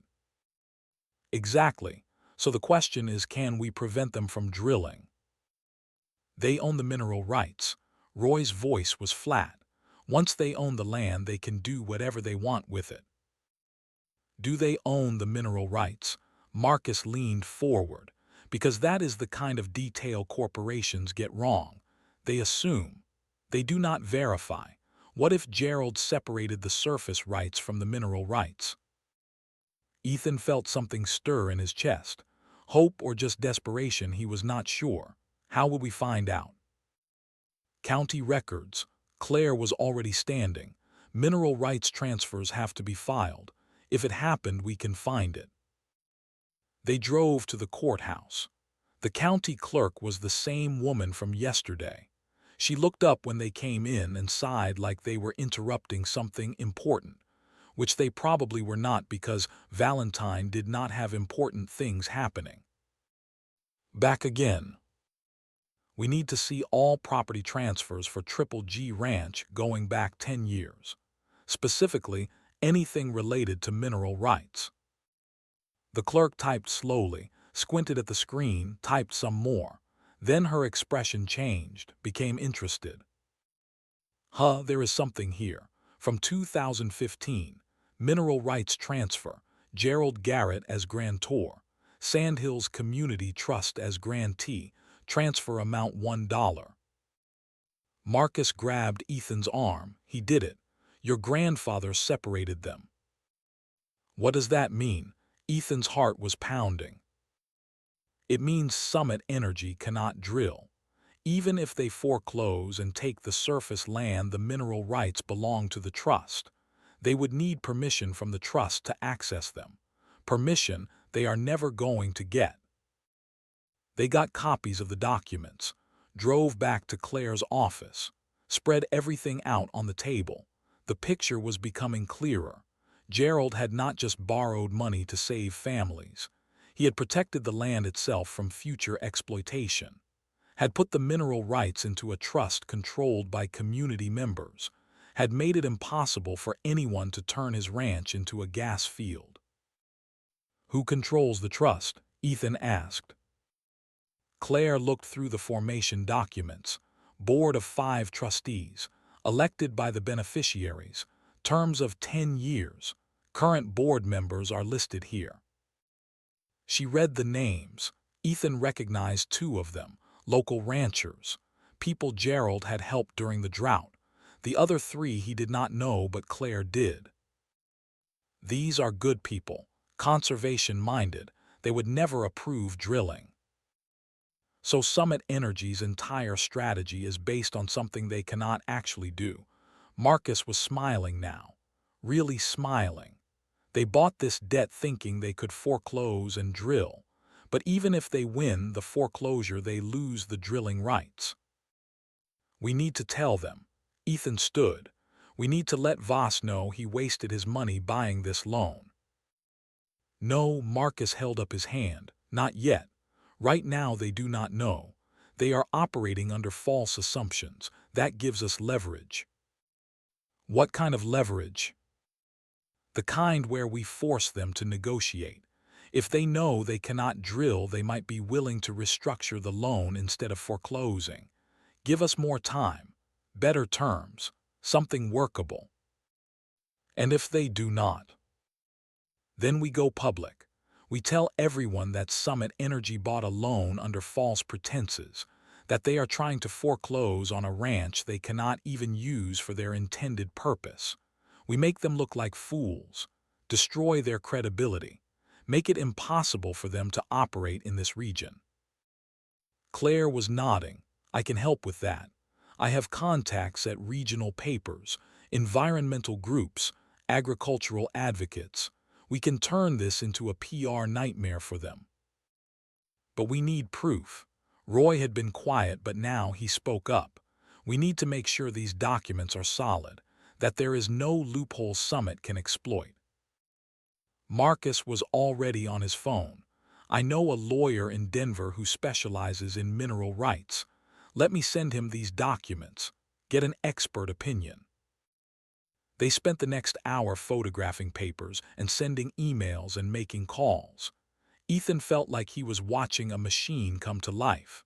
Claire working her network, Marcus working his legal contacts, Roy working his knowledge of the land and the community, all of them moving toward the same goal for the first time. It was almost sunset when Marcus's phone rang. He answered, listened. His face went from neutral to troubled to angry. He hung up. "We have a problem." "What?" "That was my mineral rights expert. He reviewed the documents. The transfer is legal and binding. Summit cannot drill without trust approval, but there is something else, something Gerald did not anticipate." Marcus pulled up a document on his laptop, turned it so they could all see. The trust documents specify that mineral rights cannot be sold or leased for resource extraction, but they do not say anything about surface use, which means Summit can still buy the land and develop it for other purposes.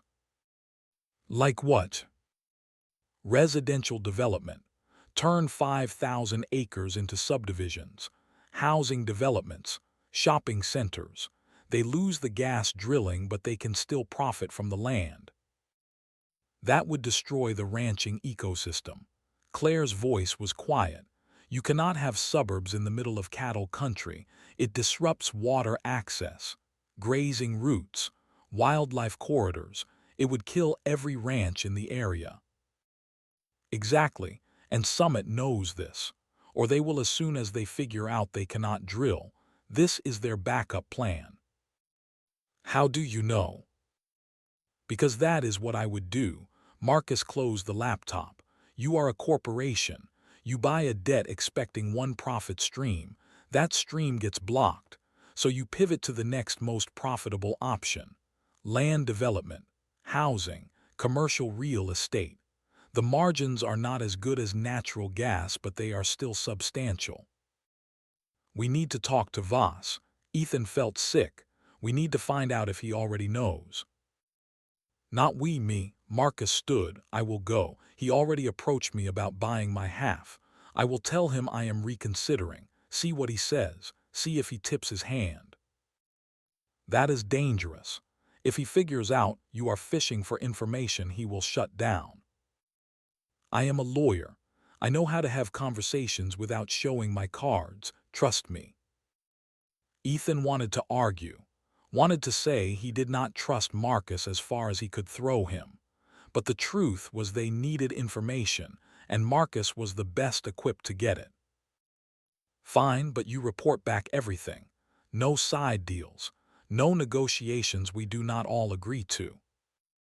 Marcus looked at him for a long moment, then nodded. No side deals. He left. The office felt emptier without him. Ethan looked at Roy and Claire. We should prepare for the worst. If Summit cannot drill but can develop, we need a strategy to fight that too.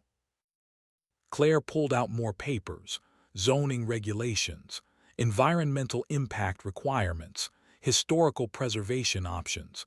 There were tools, legal mechanisms to slow down or stop development, but they all took time and money, two things they did not have. They worked until dark, building plans within plans, strategies layered on top of strategies, every scenario they could imagine and how to counter it.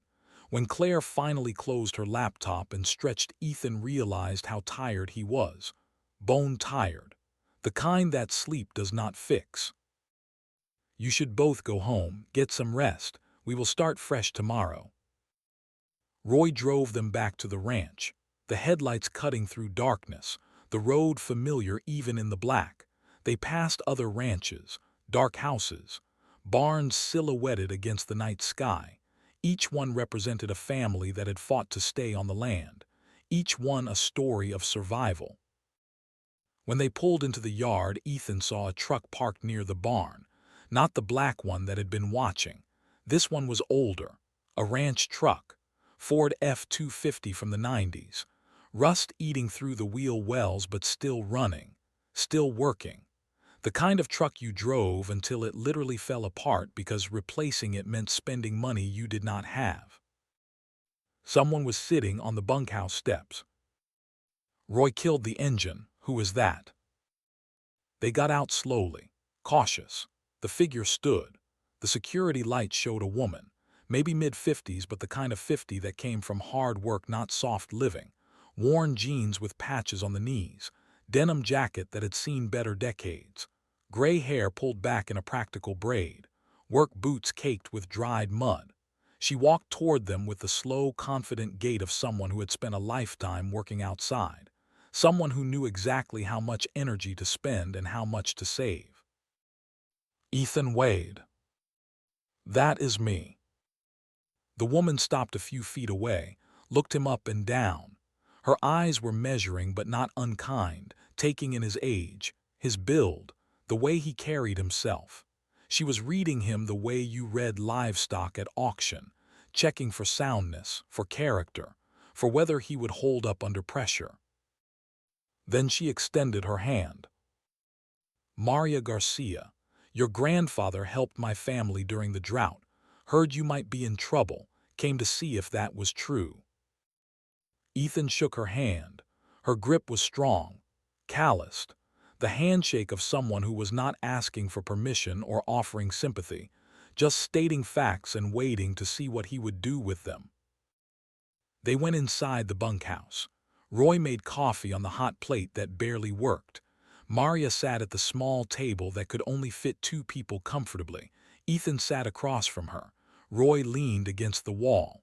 The space felt smaller with three people, more crowded, but also warmer somehow, like it had been built for solitary living but was better with company. Maria wrapped her hands around the coffee mug, stared into it for a moment. When she spoke, her voice was quiet but steady. 2017. Worst drought I have seen in 40 years of ranching, and I grew up on this land, was born in the house my husband and I still live in. My father ranched it, his father before him, 4 generations on the same 500 acres. We are not big operators like some, just enough land to run a small herd, make a modest living, raise kids who know what work means. She paused, drank some coffee, continued. That summer the grass turned brown by June. Ponds dried up. Wells went low. We were hauling water for the cattle, spending money we did not have on feed we could not afford. Every week we sold off more of the herd just to have cash for groceries. By September we were down to half of what we started with, and the ones that were left were dying anyway. Her voice stayed steady, but Ethan could see her hands tighten around the mug. My husband Diego, he is a proud man, good man, worked every day of his life since he was 8 years old, never asked for help, never took handouts, but that fall he came to me and said we were done. Bank was ready to foreclose, we could not make the payment, could not get ahead of it. We had maybe 2 months before they took everything. I have 3 kids, 2 in college, 1 in high school. College kids had to drop out, come home, start looking for work in town, jobs that do not exist in a place like this. We were going to lose the ranch and the kids were going to lose their futures, all at the same time. She set down the mug, looked directly at Ethan. Then one day this check shows up in the mail, $20,000, made out to us from something called Sandhills Community Trust. No phone call, no explanation, just a check and a note. The note said use this to get through the season. Pay it back when you can. No interest, no deadline, no judgment. Diego thought it was a scam, thought if we cashed it someone would come after us for fraud, but I called the bank. Bob Donovan confirmed it was real, said the trust was helping families in need. Would not say who was behind it, just that it was real money and we should use it. We bought feed, bought time, got through the winter. When the rains came back in spring, we started rebuilding. Took us 3 years to get back to where we were, but we made it. Kids went back to school. Ranch survived. We are still here. She reached into her jacket pocket, pulled out an envelope. We have been paying back the loan, little bit every year. Still owe $15,000 on the original 20, but when we heard about Gerald dying, about you inheriting, about the trouble with Summit Energy, we talked as a family, decided we wanted to help now instead of later. She slid the envelope across the table. Inside was a check, made out to Ethan Wade, $5,000. This is what we can afford right now without putting ourselves back in danger. It is not much compared to what you need, but we wanted you to have it, wanted you to know we have not forgotten what Gerald did, that we know you are trying to do the same thing, trying to protect something bigger than yourself. Ethan picked up the check. His hands were shaking slightly. $5,000. For the Garcia family, this was probably 6 months of profit, maybe more. This was them choosing to help him instead of paying down their own debt, instead of saving for emergencies, instead of protecting themselves first. You should keep this. You still owe $15,000. You should not be giving me money when you owe money yourself. Maria shook her head. Gerald did not wait until he was safe to help us. He helped when he could barely afford it himself. That is what community means. You help when you can, not when it is convenient. Roy spoke from the wall. How many others know about this? All of them. Maria stood. We have been talking, the 47 families, some through the church, some through the feed store. Word spreads in a place like this. Everyone wants to help. Some can give money. Some can only give time or labor or support. But we all want you to know we are with you. She walked to the door, turned back. There is a phrase Gerald used to say. I heard it at his funeral, from one of the eulogies. He said the land does not belong to us. We belong to the land, and our job is to take care of it for the next people who will need it. Ethan felt something catch in his throat. That sounded like his grandfather, like the man who would risk everything to save strangers. You are the next people. Maria's voice was firm. You and your generation. Gerald was taking care of the land for you. Now you have to decide if you are going to take care of it for the ones who come after. That is how it works. That is how it has always worked. She left. They heard her truck start, heard the crunch of gravel as she drove away. The bunkhouse was quiet. Roy poured more coffee, sat down where Maria had been sitting. $5,000. Ethan was still holding the check, still trying to process what had just happened. A woman he had never met had just given him a significant portion of her family's savings because his grandfather had helped her 10 years ago, because she believed in paying it forward, because she thought community mattered more than self-protection. If all 47 families gave that much, it would be $235,000. Roy was doing the math out loud. Still not enough. Not even close. But it is something. It is more than something. Ethan set the check down carefully. Like it might blow away if he was not gentle. It means they remember. It means what he did mattered. It means we are not alone in this. No, Roy stood. You are definitely not alone. Never have been. You just did not know it yet. That night after Maria left, Ethan sat on his cot holding the check. $5,000. He had been thinking in terms of millions, had forgotten that every million was made of thousands, and every thousand came from somewhere, from someone. His phone buzzed, a text from Marcus. Met with Voss. He does not know about the mineral rights yet, but he is nervous about something. Asking too many questions about community response. I think he is preparing for a PR battle. Meet tomorrow at Claire's. I have a plan. Ethan set the phone down, looked at the check again. $5,000 from one family. If all 47 families contributed, it still would not be enough. Not even close. But it was a start. It was something. He slept better that night than he had in days. Not because the situation had improved, but because he finally understood what he was fighting for. Not just land, not just a ranch, but a web of interconnected lives. A community that had survived because one man had been willing to risk everything. And now that community was trying to save the man who had saved them. Morning brought Marcus's plan. They gathered at Claire's office again. He had printed documents, spreadsheets, a presentation that would not have been out of place in a corporate boardroom. Here is what we know.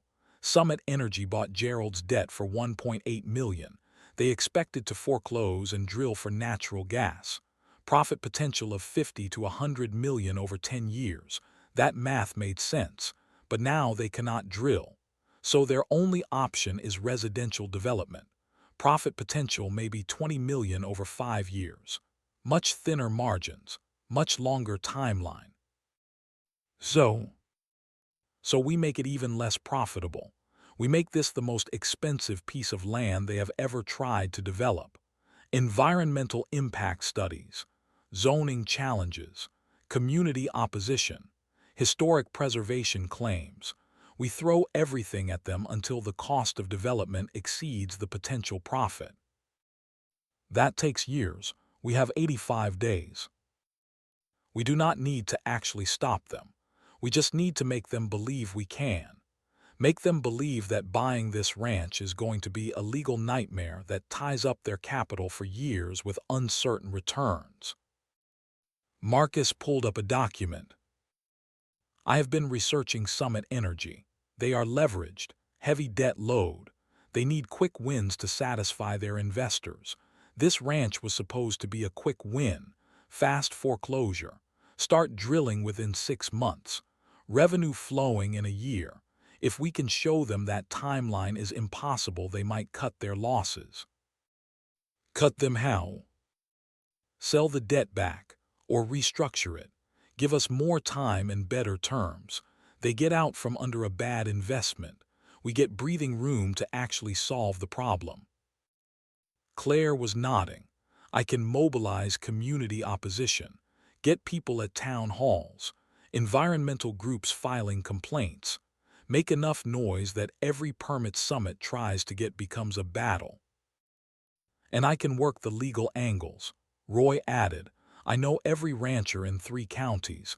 We can file water rights objections, grazing easements, access disputes, tie them up in litigation for years.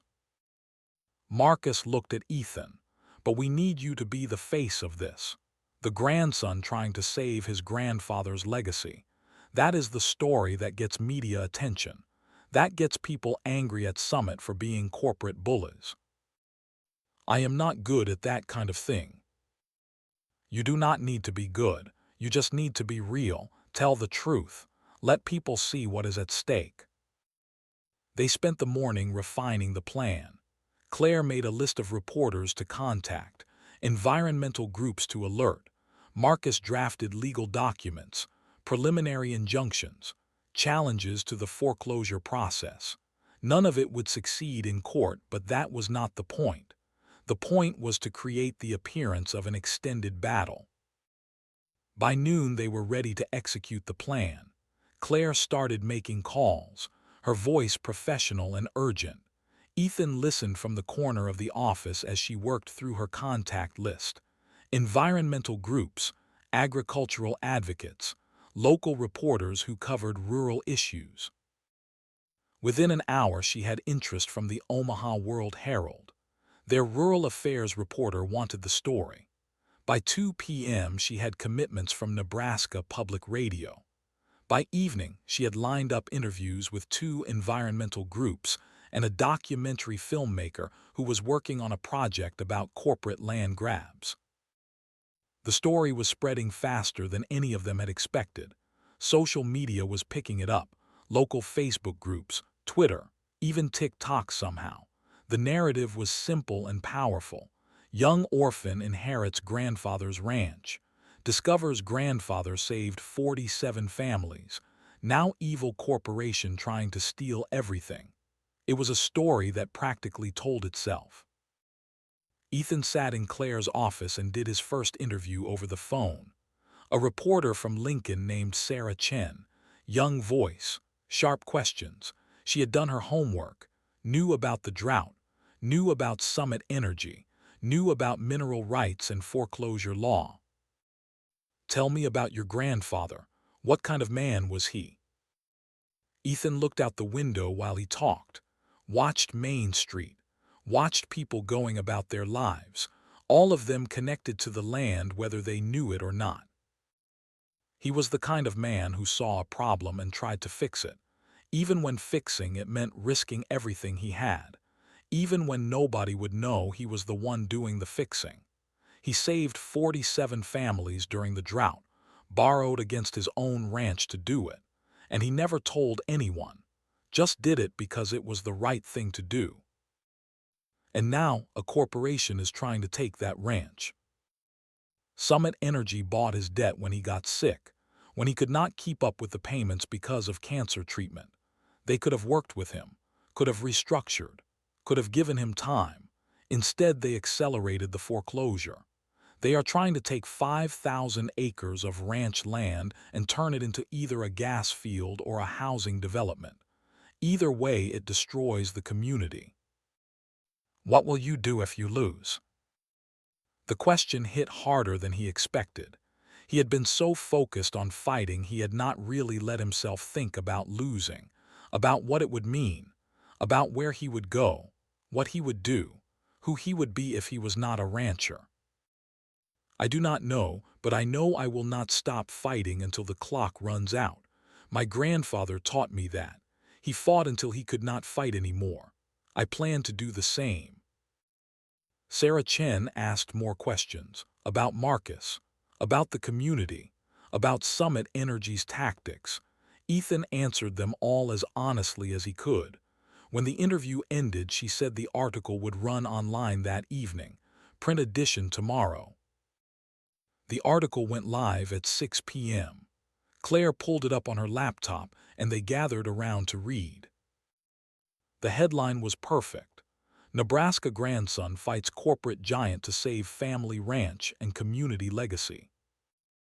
The article laid out everything: the drought, the trust, Gerald's sacrifice, Summit Energy's tactics, the 47 families, the foreclosure deadline. It ended with a quote from Ethan that he did not remember saying, but that sounded right anyway. This is not just about saving one ranch. This is about whether we still believe that communities matter more than corporate profits. My grandfather believed it, died believing it. I am going to prove he was right. By 7 p.m., the article had been shared 200 times. By 8 p.m., it was 500. By 9 p.m., Claire's phone was ringing nonstop. Other reporters, environmental groups wanting to help, people offering to donate. The story was catching fire in ways none of them had anticipated. And then at 8:15 Marcus called. His voice was different, tight, controlled, the voice of someone trying very hard not to panic. "We have a problem. Summit just filed a motion to accelerate the foreclosure. They are asking the court to move up the deadline from 85 days to 30 days, claiming we are trying to manipulate the process through media pressure, claiming we are damaging their reputation and business interests. If the judge agrees, we could lose more than half our time." Ethan felt his stomach drop. The room tilted slightly. 30 days. They had barely started organizing, barely started raising money, barely started building momentum. 30 days was not just hard, it was impossible. Can they do that? They can ask. Whether the judge will grant it depends on a lot of factors: the strength of their argument, the judge's interpretation of the law, whether they can prove actual harm from our media campaign. It is not automatic, but it is not frivolous either. We need to take this seriously.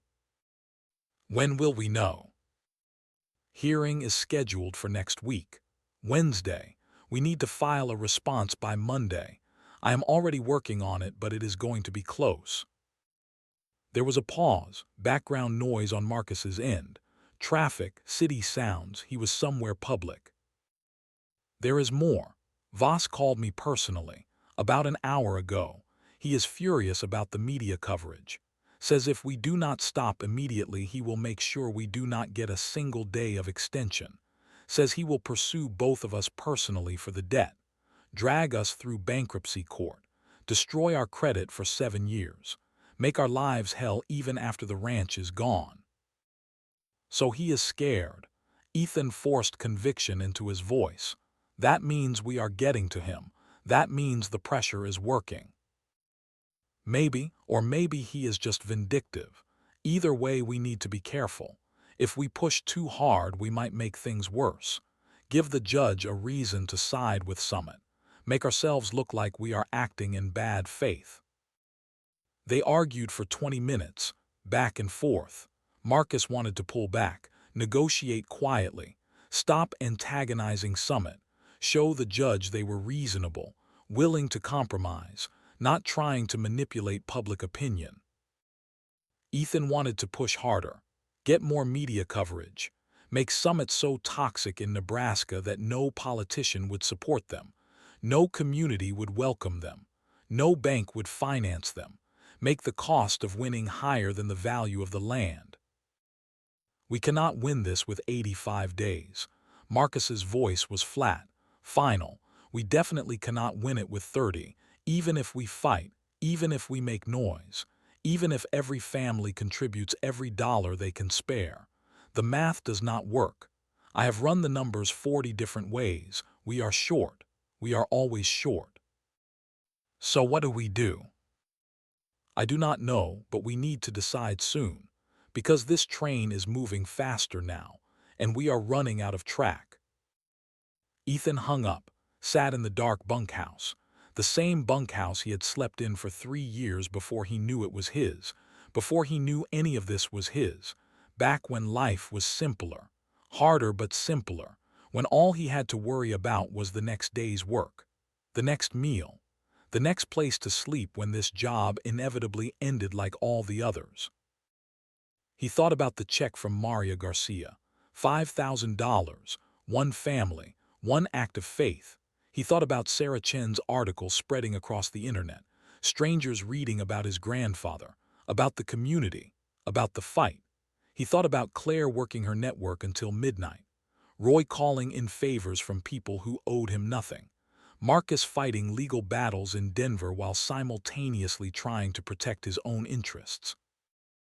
And he thought about his grandfather, sitting at that desk in the farmhouse, writing checks to people he barely knew, making loan payments he could not afford, watching his grandson from a distance for 13 years too afraid to reach out, too ashamed to claim family, too broken by his own failures to risk failing again. Gerald had died with secrets, had died with regrets, had died knowing he had saved 47 families but lost the grandson he had wanted to save most. Ethan would not make the same mistakes, would not let fear paralyze him, would not let shame keep him from fighting for what mattered. But he also would not be stupid, would not push so hard he destroyed the fragile coalition holding this together. Marcus was right about one thing. They needed to be smart, strategic, could not just rage against the machine and hope passion was enough. His phone buzzed, a text from Claire. Community meeting confirmed for tomorrow night, 7 p.m., high school gym. Already have 75 RSVPs. Every family Gerald helped is coming. Local paper is sending a reporter. This is going to be big. Ethan stared at the message. Tomorrow night. Less than 24 hours away. A room full of people his grandfather had saved. People who owed him everything. People who might be willing to sacrifice something of themselves to save the land that had saved them. What was he going to say to them? How was he going to ask for help when he knew it probably was not enough? How was he going to inspire hope when he was not sure he believed it himself? He typed back, "I will be there. What should I prepare?" Claire's response came quickly. "Just tell the truth. They do not need a speech. They need to understand what is at stake, what you are fighting for, what you need from them. Be honest, be real. They will respond to that." Ethan set the phone down, looked around the bunkhouse. This had been his home for 3 years, the cot that was too short, the hot plate that barely worked, the window that did not quite seal in winter, all of it familiar, all of it temporary, all of it about to slip away unless he could find a way to hold on. He thought about what Maria Garcia had said. The land does not belong to us. We belong to the land. Our job is to take care of it for the next people who will need it. Maybe that was the answer. Maybe he needed to stop thinking about this as his ranch, his inheritance, his fight. Maybe he needed to frame it the way Gerald had, as stewardship, as responsibility, as something bigger than ownership. The land had been here before Gerald bought it, would be here after Ethan was gone. The question was not who owned it. The question was who would protect it, who would make sure it stayed ranch land instead of becoming gas wells or suburbs, who would keep it alive and working and feeding families for another generation. That was what he would tell them tomorrow night. Not that they needed to save him, but that they needed to save the land, save the community, save the way of life that was disappearing acre by acre across the whole country. And if they believed that, if they understood that, if they chose to fight alongside him, then maybe they had a chance. Or maybe they did not. But at least they would go down swinging. He set the phone down and lay back on his cot. Through the window he could see stars, thousands of them, bright and cold and indifferent. They had been there when his grandfather first bought this land, would be there long after everyone alive today was gone. The ranch, the debt, Summit Energy, all of it was temporary, just a moment in time. But moments mattered. His grandfather had proven that. One moment of courage could change 47 lives. One decision to help instead of protect yourself could ripple out in ways you never saw coming. Tomorrow night, Ethan would stand in front of a room full of strangers who were not really strangers. He would tell them the truth about what they were facing, about the impossible odds and the cruel timeline and the corporation that wanted to turn their community into profit. And he would ask them for help. Not just money, though they needed that, but something bigger. He would ask them to believe that community mattered, that the land was worth protecting, that sometimes you fought even when the math said you would lose. He would ask them to trust each other the way his grandfather had trusted them. And maybe that would be enough. Or maybe it would not. But at least when it was over, he would know he had tried, that he had fought for something bigger than himself, that he had honored his grandfather's legacy by refusing to give up. Outside, the night was cool and quiet. The stars kept turning, the land kept breathing, and somewhere in the darkness Daniel Voss was already planning his next move. But so was Ethan. And the fight was just beginning. The morning of the community meeting, Ethan woke to the sound of trucks on gravel, multiple trucks. He looked out the bunkhouse window and saw them coming up the long driveway. 4, 5, 6 vehicles, ranch trucks mostly. Some he recognized from around Valentine. Others were strangers. Roy was already outside talking to the drivers. Ethan pulled on his boots and walked over. The men standing around Roy's truck were all older, 50s and 60s, weathered faces, work-worn hands, the kind of men who had spent lifetimes outside doing hard things. Roy saw him and waved him over. "Ethan, these are some of the fellows Gerald helped back in 17. They wanted to come early, help with whatever needs doing before tonight." A tall man with a gray beard extended his hand. "Tom Hendricks. Gerald kept my operation alive when the bank was ready to pull the plug. Figured the least I could do is show up and work." Another man stepped forward. Shorter, stockier, Pete Morrison. "No relation to Gerald, but he treated me like family anyway. What do you need done?" Ethan looked at Roy. The old man shrugged. "There is always fence work, always something that needs fixing. But honestly, we got caught up yesterday." "Then we will get ahead."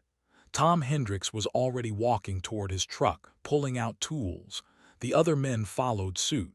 Within 20 minutes they had spread out across the ranch, checking fence lines, replacing posts, clearing brush, doing the work that never ended on a place this size. Ethan stood watching them. These men had driven out before dawn to help a kid they barely knew save a ranch that was not theirs, because of something his grandfather had done a decade ago, because community meant something out here, meant showing up, meant putting in work without being asked. Roy came and stood beside him. "This is what Gerald built, not just the land, not just the cattle, people who show up when it matters." They spent the morning working alongside the volunteers. Ethan found himself working fence with Tom Hendricks.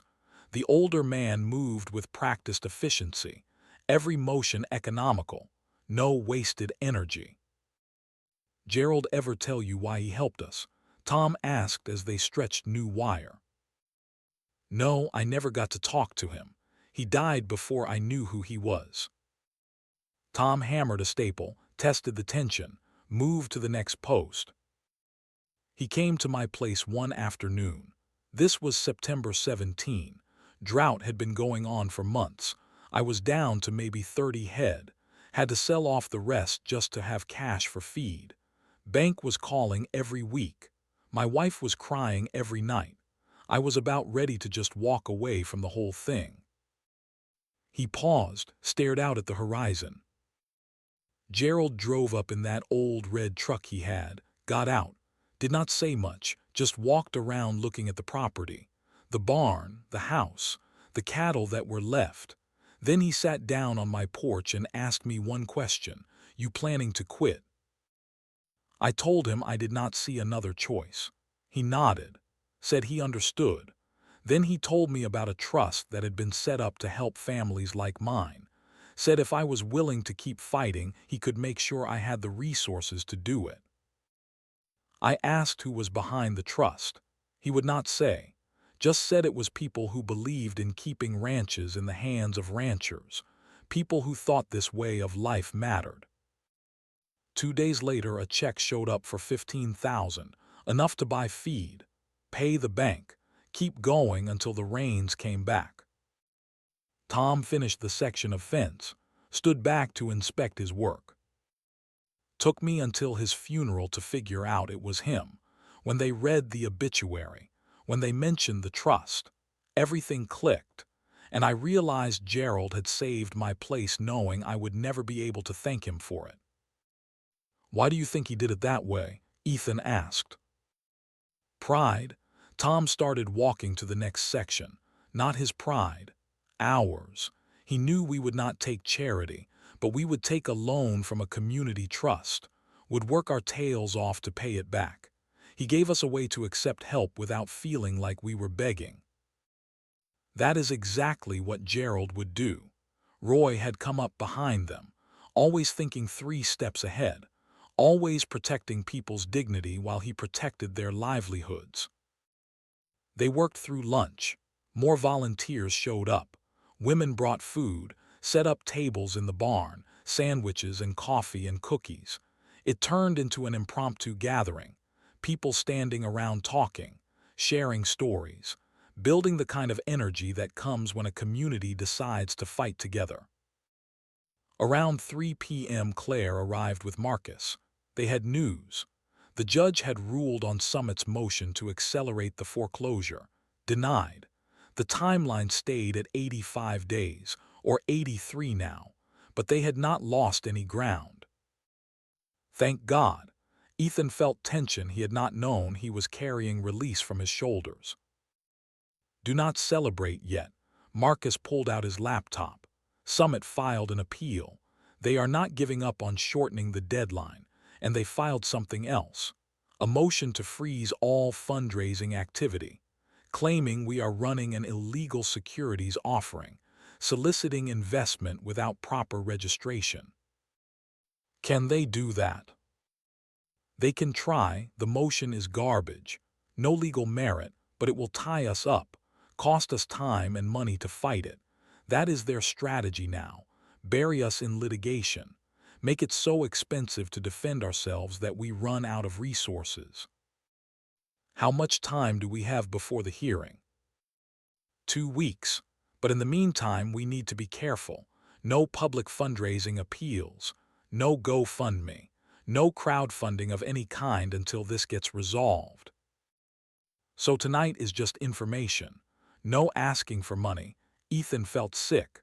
The whole point of the meeting was to mobilize financial support.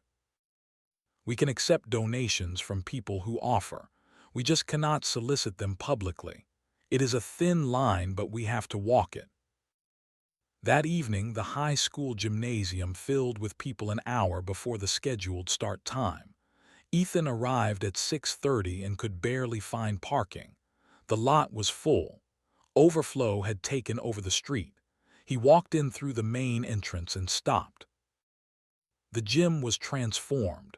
Someone had set up a stage, a proper sound system, rows of chairs that were already mostly filled, news cameras in the back, more cameras than he expected, regional stations, maybe even national. The story had grown beyond Valentine, beyond Nebraska. Claire found him near the door. Her eyes were bright with excitement and anxiety in equal measure. Channel 7 from Omaha is here, public radio, and I think that is a crew from one of the cable news networks. This got bigger than any of us planned. Is that good? I do not know, but it is what we have. Are you ready? No. Good means you will be honest instead of polished. She led him through the crowd. People kept stopping him, shaking his hand. telling him they were with him. Old men, young families, ranchers and townspeople, and even some who had driven in from other counties just to be part of this. Maria Garcia was there with her husband Diego, a solid man with kind eyes who gripped Ethan's hand hard. "Whatever you need, we are in this fight." Pete Morrison from the feed store, a weathered man in his 70s who had been part of Valentine's business community for 50 years. "Gerald kept me afloat when half my customers went under, paid his bills early, sent people my way. I owe him everything. You got my support." More people, more stories, more connections to a man Ethan had never met but whose shadow seemed to cover this entire community. The weight of it was almost crushing. These people were not here for Ethan. They were here for Gerald, for what he had represented, for what he had protected. At 7 p.m. the gym was packed, easily 250 people, maybe 300, standing room only along the walls. The cameras were rolling. This was it. Claire stepped to the microphone. The room quieted like someone had thrown a switch. "Thank you all for coming tonight. Some of you drove 2 hours to be here. Some of you closed your businesses early. Some of you rearranged your entire lives to make this happen. That tells me something. It tells me this community still believes in protecting our own." Applause, loud and sustained. "You all know why we are here. Summit Energy Corporation bought Gerald Garrett's debt when he was dying of cancer. Now they are trying to foreclose on 5,000 acres of ranch land. Land that has been in the Garrett family for 70 years. Land that feeds this community. Land that represents a way of life we cannot afford to lose." The crowd was leaning forward, engaged. Claire was good at this. She had the rhythm, the cadence, the ability to make people feel like they were part of something important. "Tonight you are going to hear from Gerald's grandson, Ethan Wade. Some of you have already met him. Some of you are meeting him for the first time. But all of you need to hear what he has to say, because this fight is not just his. It is ours, all of ours." She gestured to Ethan. He stood on legs that felt unsteady, walked to the microphone. The lights were bright. The cameras felt intrusive, all those eyes, all that expectation. He gripped the podium, took a breath. The microphone felt too close to his mouth. The lights were making him sweat, but the faces in the crowd were real, human, waiting. He began. "3 weeks ago I was sleeping in a bunkhouse and working as a hired hand. I did not know I had a grandfather. Did not know I had family. Did not know there was a ranch somewhere in Nebraska with my name on it waiting for me to find it.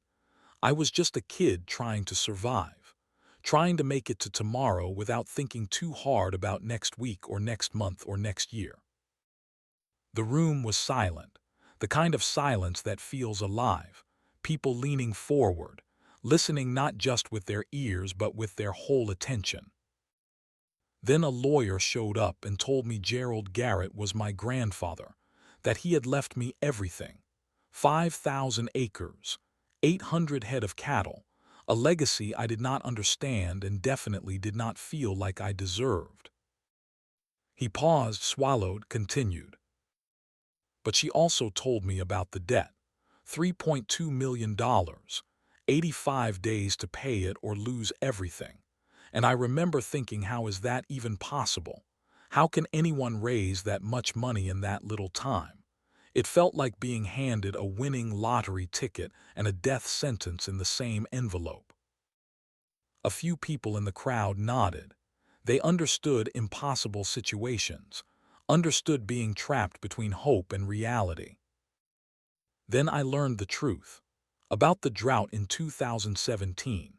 About the trust my grandfather created. About how he borrowed every penny of that $3.2 million against this ranch to save 47 families from losing their land. Ethan's voice was getting stronger now, the nervousness burning off, replaced by something harder, more determined. How he put up everything he had to protect people he barely knew. How he made loan payments he could not afford while he was dying of cancer.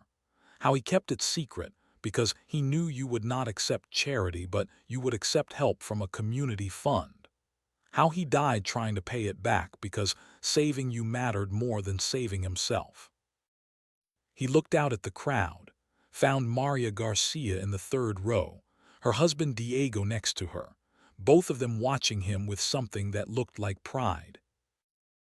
You are here tonight because Gerald gave you a chance when nobody else would, gave you time when the bank wanted immediate payment, gave you hope when you had run out of it. He did not ask for anything back, did not want his name on anything, did not want credit or recognition, just wanted to help. That is who he was. That is what he believed in. The room was absolutely still, 250 people barely breathing. Now I am standing here asking you to help me save what he built. And I know that sounds selfish. I know some of you are thinking, why should we give money to save this kid's inheritance? Why should we risk what little we have for someone who just found out this place existed? A few heads nodded, honest reactions, good. And you would be right to think that. If this was just about me, if I was asking you to save my ranch, my future, my financial security, you should tell me no. You should tell me to take Summit Energy's $8 million offer and walk away rich. He gripped the podium harder, leaned into the microphone. But this is not about me. I am 19 years old. I could walk away tomorrow, could take that buyout, could start over somewhere else. Go to college, see the world, live a completely different life. And maybe I should. Maybe that is the smart play. He paused, let the tension build. But I am not going to do that. You want to know why? Because 3 weeks ago I was nobody. I was a foster kid who ran away, a hired hand sleeping in a barn, someone with no past and no future, just surviving day to day. His voice was cracking slightly, real emotion pushing through. And then I found out I had a grandfather, had family, had a place where I belonged. For the first time in my entire life I was not temporary. I was not just passing through. This ranch gave me that. This land gave me that. Gerald gave me that even though he was too afraid to do it while he was alive. He had to stop, breathe. The room was blurring slightly. He blinked hard. So no, I am not walking away.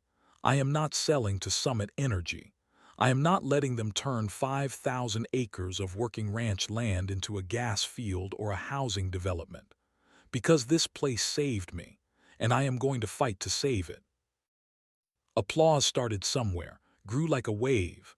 Within seconds half the room was on their feet, clapping, some wiping eyes. The sound was overwhelming. Ethan held up his hand. The crowd slowly quieted. But I cannot do this alone. I need help, real help, not just moral support but actual resources. And I know what I am asking. I know how hard it is out here. I know most of you are barely getting by yourselves. I know asking you to give money to save a ranch that is not yours is asking a lot. He looked around the room, met as many eyes as he could. Gerald believed in this community, believed in you, believed enough to risk everything. I am asking you to believe in what he built, to believe that protecting this land matters, that keeping ranches in the hands of ranchers matters, that fighting back against corporations that see our way of life as something to be bought and sold and destroyed for profit matters. His voice was rising now, getting louder, more passionate. Summit Energy wants to turn 5,000 acres into either a gas field or a housing development. They have not decided which yet. They just know there is money to be made. But either way it destroys the ranching ecosystem, disrupts water access for every operation in 3 counties, breaks up grazing corridors that have been used for a century, kills wildlife habitat, turns a working landscape into something none of us will recognize. Anger rippled through the crowd, people shifting in seats, muttering to neighbors. This was hitting home. This was their lives too. And it does not stop with my ranch. If Summit wins here, they will come for the next property. And the next.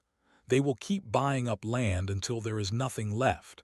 Until every acre in Nebraska is either drilled or developed. Until ranching is just something we talk about in the past tense. He pounded the podium once. The microphone boomed. I am asking you to help me draw a line. Right here, right now. To say this far and no further, to prove that community still means something, that we protect our own, that when one of us is threatened we all show up to fight. The applause was building again. He talked over it. My grandfather saved 47 families. You know what that number really represents? It represents probably 200 people when you count spouses and kids. It represents businesses that stayed open because those families could still buy things.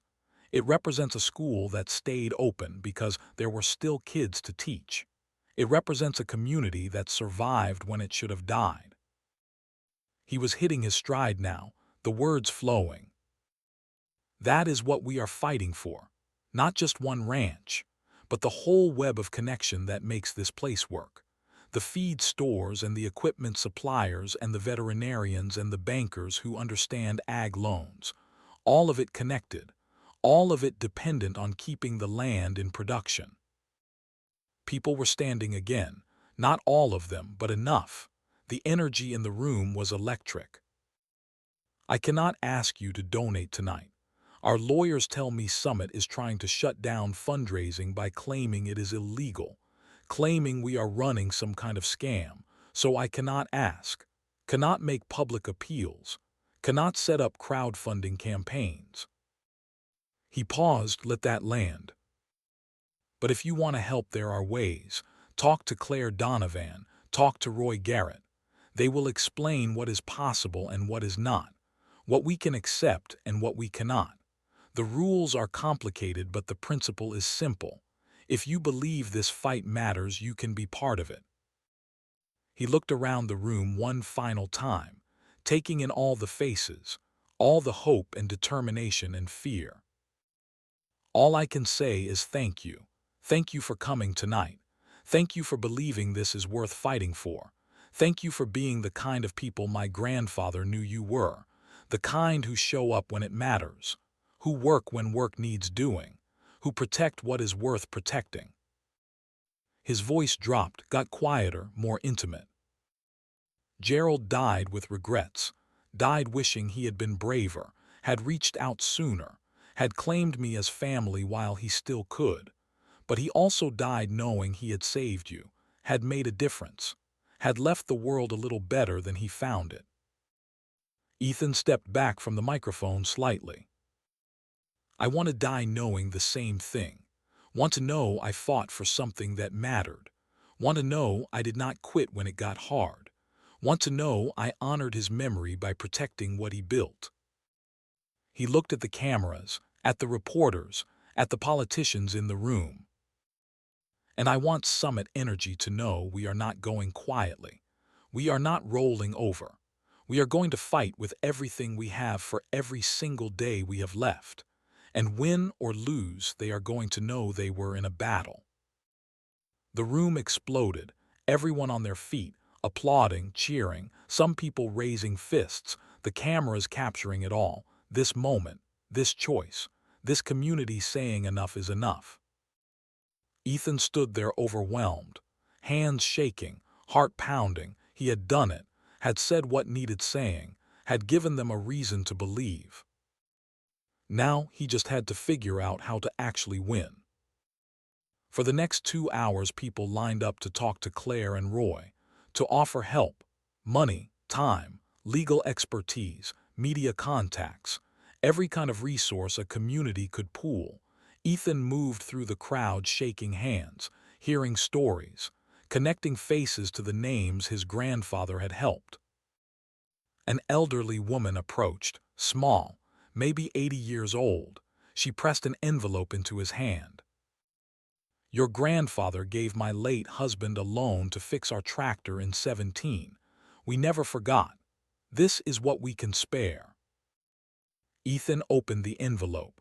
$500. For someone on a fixed income, this was probably a month of groceries. I cannot take this. You can and you will. The woman's voice was firm. We do not forget our debts, even when the person we owe is gone. She walked away before he could argue. Ethan stood holding the envelope, overwhelmed. The meeting finally broke up around 10 p.m. Ethan helped clean up, stacking chairs, taking down the sound system. Claire was tallying numbers on her laptop. How much? She looked up. Her face was tired but triumphant. $68,000 in cash and checks, people just handing it over. No prompts, no asks, just giving because they wanted to help. 68,000. It was more money than Ethan had ever seen, and it was not even close to enough. They needed 3.2 million. 68,000 was barely 2%. Marcus must have read his face. I know it is not enough, but it is something, and this is just the beginning. They drove back to the ranch after midnight. Ethan was exhausted, the kind of tired that goes bone deep, but also energized, hopeful. They had community backing. They had momentum. They had a chance. That chance lasted exactly 12 hours. Ethan woke to Roy pounding on the bunkhouse door. The sun was barely up. Something was wrong. He could tell from the urgency. Get dressed, we got a problem. They drove out to the north pasture in Roy's truck, drove fast over rough ground. When they crested the hill, Ethan saw them. Survey stakes, dozens of them, bright orange flags, driven into the ground in a grid pattern across what had been pristine grassland. What the hell? Roy was already out of the truck, walking between the stakes. His face was dark with anger. Someone did this last night, while we were all at the meeting. Probably figured we would be too distracted to notice. Who? Roy pointed at tire tracks. Fresh, deep treads look familiar. Ethan walked over, studied the pattern. These were the same tracks he had seen before, the black truck that had been watching, Summit's people. They are marking survey points, planning where to drill or develop, testing boundaries, seeing if we will push back. We need to pull these out. No, Marcus's voice came from behind them. He had driven out separately. We leave them. We document them. We file a complaint for trespassing. We use this as evidence they are acting in bad faith. He was already taking photos with his phone, getting angles, documenting everything. This is intimidation. They want us to know they can access the property whenever they want, that they are already planning what comes after the foreclosure. It worked. Ethan felt violated, angry. These stakes represented Summit Energy treating his land like it was already theirs, like the fight was already over. Over the next week, the pressure intensified. Summit's lawyers filed more motions, challenges to the trust structure, questions about the mineral rights transfer, demands for depositions. Every filing cost money to defend. Every hearing took time. The legal bills were mounting. And then the community started to fracture. It started small. A letter to the editor in the Valentine Reporter, published on Thursday, written by Jennifer Hartman, owner of a struggling insurance agency on Main Street. She argued that blocking Summit Energy was blocking progress, that Valentine needed jobs, needed economic development, needed tax revenue, needed to move beyond a dying agricultural economy into something sustainable for the 21st century. The letter was measured, professional, made legitimate points about unemployment and declining population and the challenges facing rural Nebraska. It was not a hit piece. It was an honest difference of opinion about what the future should look like. but it opened floodgates. Other letters followed, younger people mostly, people who had grown up on ranches but left for cities, people who saw their parents struggling and did not want that life for themselves, people who looked at agriculture and saw a sunset industry, not a sunrise one. They were not wrong exactly, just seeing different futures, different possibilities, different definitions of what community meant. A hairdresser wrote about how half her clients were elderly, how young families kept moving away because there were no jobs except ranching, and ranching did not pay enough to live on anymore. A teacher wrote about declining enrollment, about classrooms half empty, about wondering how long the school could stay open when there were not enough kids to justify keeping it running. A realtor wrote about property values, about how land prices were stagnant, about how selling to Summit Energy would inject millions into the local economy, about how that money could fund infrastructure and services and keep Valentine alive. Each letter was reasonable. Each made points that were hard to argue against, and each one chipped away at the unity Claire had worked so hard to build. The town council called a special session to discuss the Summit Energy situation. Monday night, 7 p.m. The council chambers were small, designed for maybe 50 people. 150 showed up, standing room only, overflow in the hallway. Everyone had an opinion and wanted it heard. Ethan sat in the back row, trying to be invisible, trying to just observe. Claire was there with Marcus. Roy had stayed at the ranch, said he did not have patience for political theater. The council president called the meeting to order. A woman in her 60s named Margaret Wells. She had been on the council for 20 years, knew everyone, trusted by most. We are here to discuss the Summit Energy situation and its impact on our community. I want to keep this civil. Everyone will get a chance to speak, but we will do it respectfully. The first speaker was Tom Hendricks, the rancher who had helped Ethan with fence work. He stood at the microphone and spoke plainly. I have lived here 62 years, ranched this land my whole life. My father ranched it before me, his father before him, 3 generations making a living off this ground. It is not easy, never has been, but it is honest work. It feeds people. It sustains a way of life that matters. He paused, looked around the room. Summit Energy does not care about that. They care about profit. They will drill or develop or do whatever makes them money, and when they are done they will leave. Move on to the next project. Leave us with broken land and a broken community. That is what corporations do. They extract value and leave destruction. Applause from half the room, the ranchers, the older residents, the people whose identities were tied to agriculture. The next speaker was Jennifer Hartman, the insurance agent. She approached the microphone with a folder of notes, organized, prepared. I respect Tom and everyone who ranches. I grew up on a ranch myself, but we need to face facts. Agriculture in Nebraska is dying. Maybe not this year. Maybe not next year, but the trend is clear. Fewer farms, fewer ranchers, less profitability, more debt. She pulled out a chart, showed it to the room. This is population data for Valentine going back 30 years. We have lost 23% of our residents. Our median age is now 54. Our school enrollment is down 40%. Our main street has more empty storefronts than occupied ones. She set the chart down. Summit Energy is offering to invest, to create jobs, to bring tax revenue. Yes, there are environmental concerns. Yes, there are lifestyle impacts, but we need to weigh those against the alternative, which is slow decline into irrelevance, becoming another dying farm town that young people escape from as soon as they can. Applause from the other half, younger people, business owners, people who had watched Valentine shrink and wanted something different. Back and forth it went.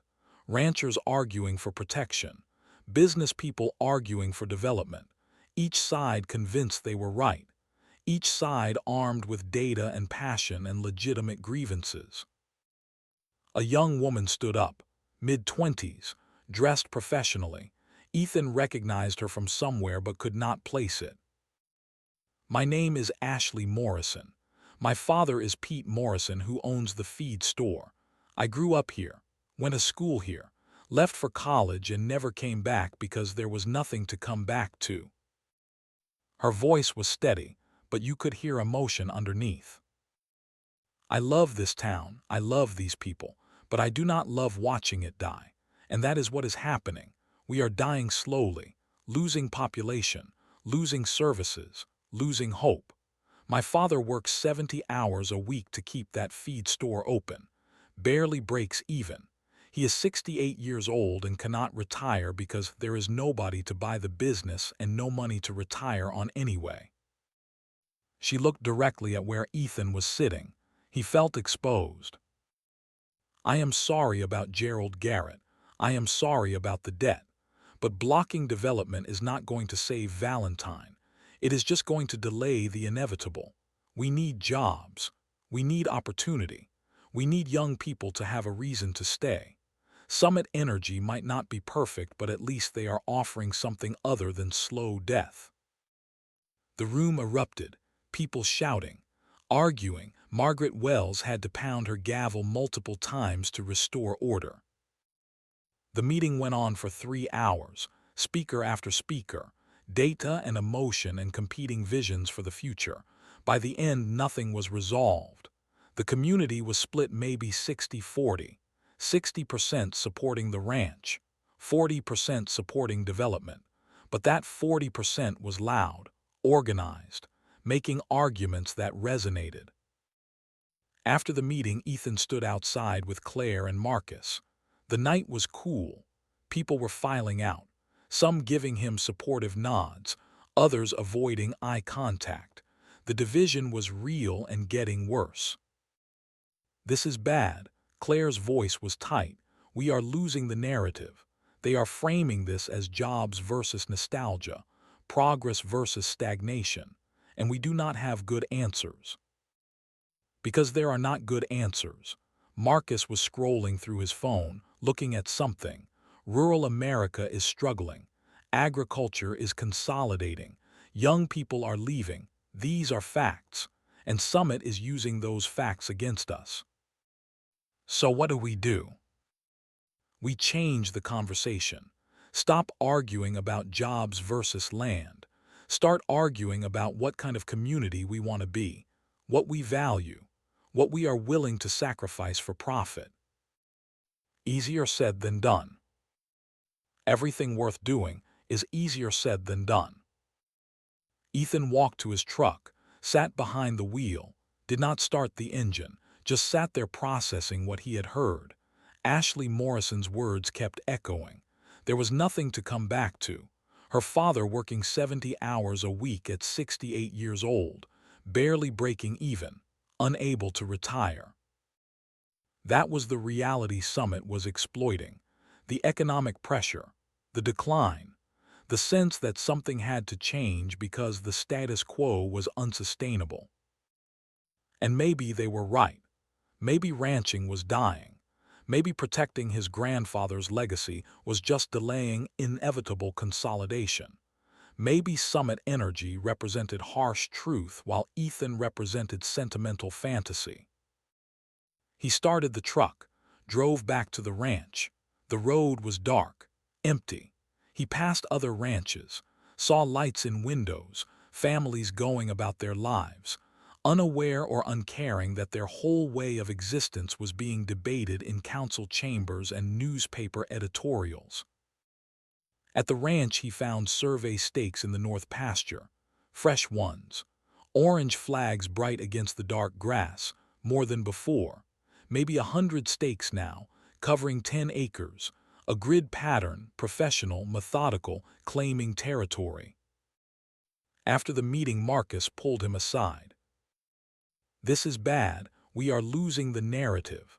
Summit is doing exactly what I would do: divide the opposition, make it about jobs versus land, progress versus tradition, frame us as obstacles instead of protectors.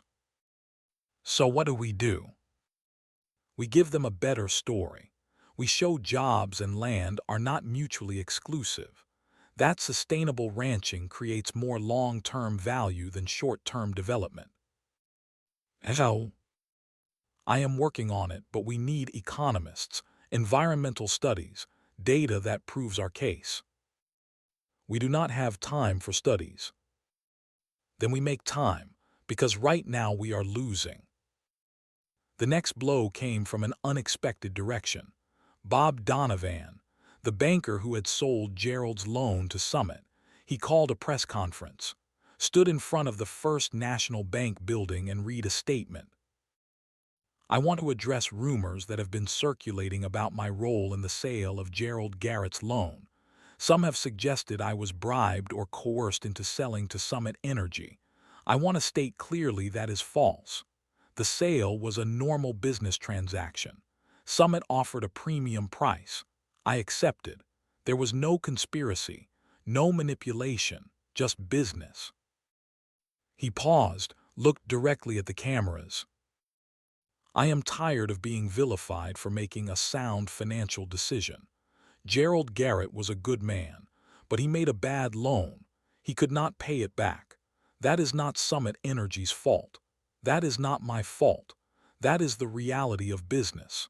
And attacking me for doing my job is not going to change the fact that the debt is real and must be paid. The statement went viral. Local news picked it up. Social media exploded. Half the comments supported Donovan, half condemned him. The narrative was shifting. Summit was no longer just a corporation. They were being framed as the reasonable party, the ones trying to conduct business while being attacked by emotional ranchers who could not accept economic reality. That night Ethan sat with Claire and Marcus and Roy around the table in Claire's office. The mood was dark. They were losing ground, losing public support, losing time. We have 78 days left. Marcus said it like a death sentence. We have raised $90,000. We need $3.2 million. Even if we could fundraise publicly, which we cannot because of the injunction, we would never close that gap. There has to be another way. Claire's voice was strained. We are missing something, some angle we have not explored. We have explored everything. Marcus closed his laptop. I have talked to every lender in 3 states. Nobody will touch this. The risk is too high. The timeline is too short. The collateral is compromised by the foreclosure. We are out of options. The room was silent. Ethan looked at Roy. The old man's face was granite, giving nothing away. But Ethan could see the tension in his shoulders, the way his hands gripped his coffee cup too tight. What if we lost? The question came out before Ethan could stop it. What if we just accepted that Summit is going to win? No, Roy's voice was sharp. Gerald did not give up. We do not give up. Gerald died. He lost. Maybe that is what happens when you fight corporations. They win because they have more money and more time and more lawyers. Roy stood, walked to the window, stared out at the dark street. Your grandfather knew he might lose, knew the debt might bury him. He did it anyway because some things are worth the risk. This land, this community, this way of life, they are worth fighting for even when you know you might fail. He turned back to face Ethan. You want to quit, you want to walk away, fine, that is your right, but do not pretend it is because the fight is hopeless. The fight has always been hopeless. We fight anyway. The words hit like a physical blow. Ethan felt ashamed. He had let the pressure get to him, had started thinking about exit strategies instead of victory strategies. I am not quitting. Good, then stop talking like you are. Marcus broke the tension. There is one thing we have not tried. It is a long shot, probably will not work, but it is something. What? We go directly to Summit's investors. Tell them what is happening. Show them that Summit is spending money on a project that cannot succeed. That even if they win the foreclosure, they lose the mineral rights. That they are throwing good money after bad. If we can get investors to pressure Summit to cut losses, we might be able to force a negotiation. Can we get to their investors? I know people. Marcus was already typing. People in Denver, people in the finance world. I can make calls. Do it, Ethan stood. And I am going back to the ranch. Going to work the land. Because whether we win or lose, I am not going to let Summit see me quit. He drove back alone. The road was dark, empty. The stars were thick overhead. He thought about his grandfather making this same drive for 60 years, coming home to this land after every triumph and every failure, finding solace in the work, in the rhythm, in the simple fact of being connected to something older and more permanent than any individual life. At the ranch, Ethan found the survey stakes still standing in the north pasture. He walked among them in the dark. These bright orange flags marking where Summit planned to drill, where they planned to destroy, where they planned to turn grassland into profit. He started pulling them out, one by one, yanking them from the earth and throwing them in a pile. Marcus had said to leave them, to document them, to use them as evidence. But Ethan did not care about evidence anymore. He cared about reclaiming his land from the people trying to steal it. When he finished, there were maybe 70 stakes in a pile. He struck a match, set them on fire, watched them burn, the orange flags curling and blackening, the wooden stakes cracking in the heat, the whole thing going up in flames against the night sky. It was stupid, probably illegal, definitely counterproductive, but it felt good, felt like fighting back, felt like refusing to accept the inevitable. He was watching the fire die down when headlights appeared on the road. A truck pulled up. Marcus got out, saw the burning pile, shook his head. You just destroyed evidence of trespassing. You know that, right? I know. Marcus stood next to him, watched the flames. For what it is worth, I would have done the same thing. They stood in silence, two brothers who barely knew each other, bound together by shared blood and shared purpose, watching survey stakes burn like a funeral pyre for dreams that might never come true. I called my contacts. Marcus finally spoke, sent them everything we have, mineral rights documents, foreclosure timeline, Summit's litigation costs. Asked them to run the numbers, see if there is any way this makes sense as an investment. What did they say? That they will look into it. No promises, but they were interested. Said if Summit is bleeding money on a property they cannot develop, it might be worth making noise. So we wait. We wait. The fire burned down to embers. The night grew colder. Ethan thought about Maria Garcia's $5,000, about the elderly woman's $500, about $68,000 from people who could barely afford it, about a community trying to save itself. And he thought about Daniel Voss sitting in some corporate office making calculations, running spreadsheets, deciding how much to spend crushing people who just wanted to protect their home. Tomorrow the fight would continue. More legal bills, more pressure, more watching the calendar count down toward a deadline that felt like an execution date. But tonight Ethan had pulled out survey stakes and burned them, had committed a small act of defiance that changed nothing and meant everything. He was not giving up, not yet, maybe not ever. As long as there was time on the clock, he would keep fighting, keep swinging, keep believing that impossible sometimes just meant it had not happened yet. And if he lost, at least he would lose on his feet, fighting to the last second, refusing to make it easy. Just like his grandfather would have wanted. The consequences came fast. Summit Energy filed a police report for destruction of property. The survey stakes Ethan had burned were valued at $8,000 according to their claim. Criminal trespassing, vandalism, destruction of evidence. The county sheriff showed up at the ranch 2 days later with questions Ethan could not answer without incriminating himself. Roy told him to say nothing. Marcus hired a criminal defense attorney. Claire warned that this was exactly what Summit wanted, to make Ethan look unstable, emotional, incapable of managing property, to turn public opinion against him. But Ethan did not regret it, would do it again. Some things were worth the consequences. The legal pressure intensified. Summit filed motions faster than Marcus could respond to them. Each one cost money. Each one required hours of work. The bills were mounting. 5,000 here, 10,000 there. Money they did not have for fights they could not afford to lose. 75 days left, then 70, then 65. The calendar was bleeding out and they were no closer to a solution. Marcus's investor contacts were supposed to be the breakthrough, the people in Denver who could pressure Summit to negotiate, but days turned into weeks and nothing happened. No calls, no movement, just silence while the clock kept ticking. "We are running out of time."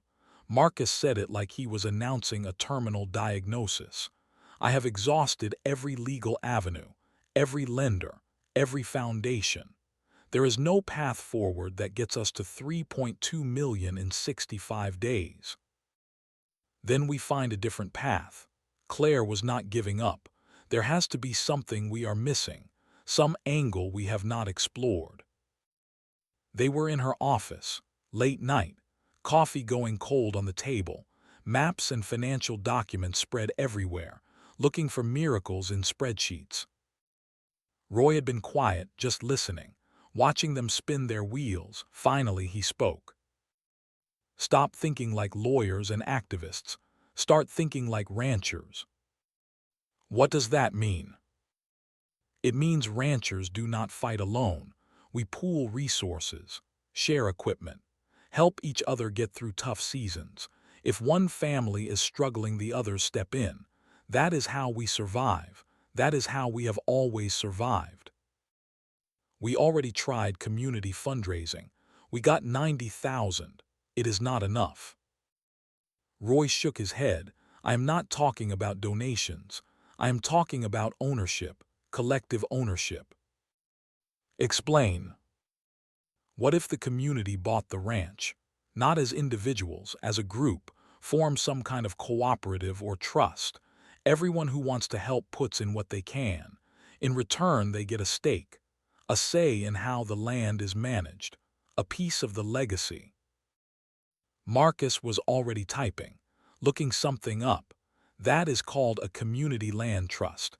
It is a legal structure, used mostly for affordable housing, but there is no reason it could not work for agricultural land." "How does it work?" "Basically, the land is owned by a nonprofit trust.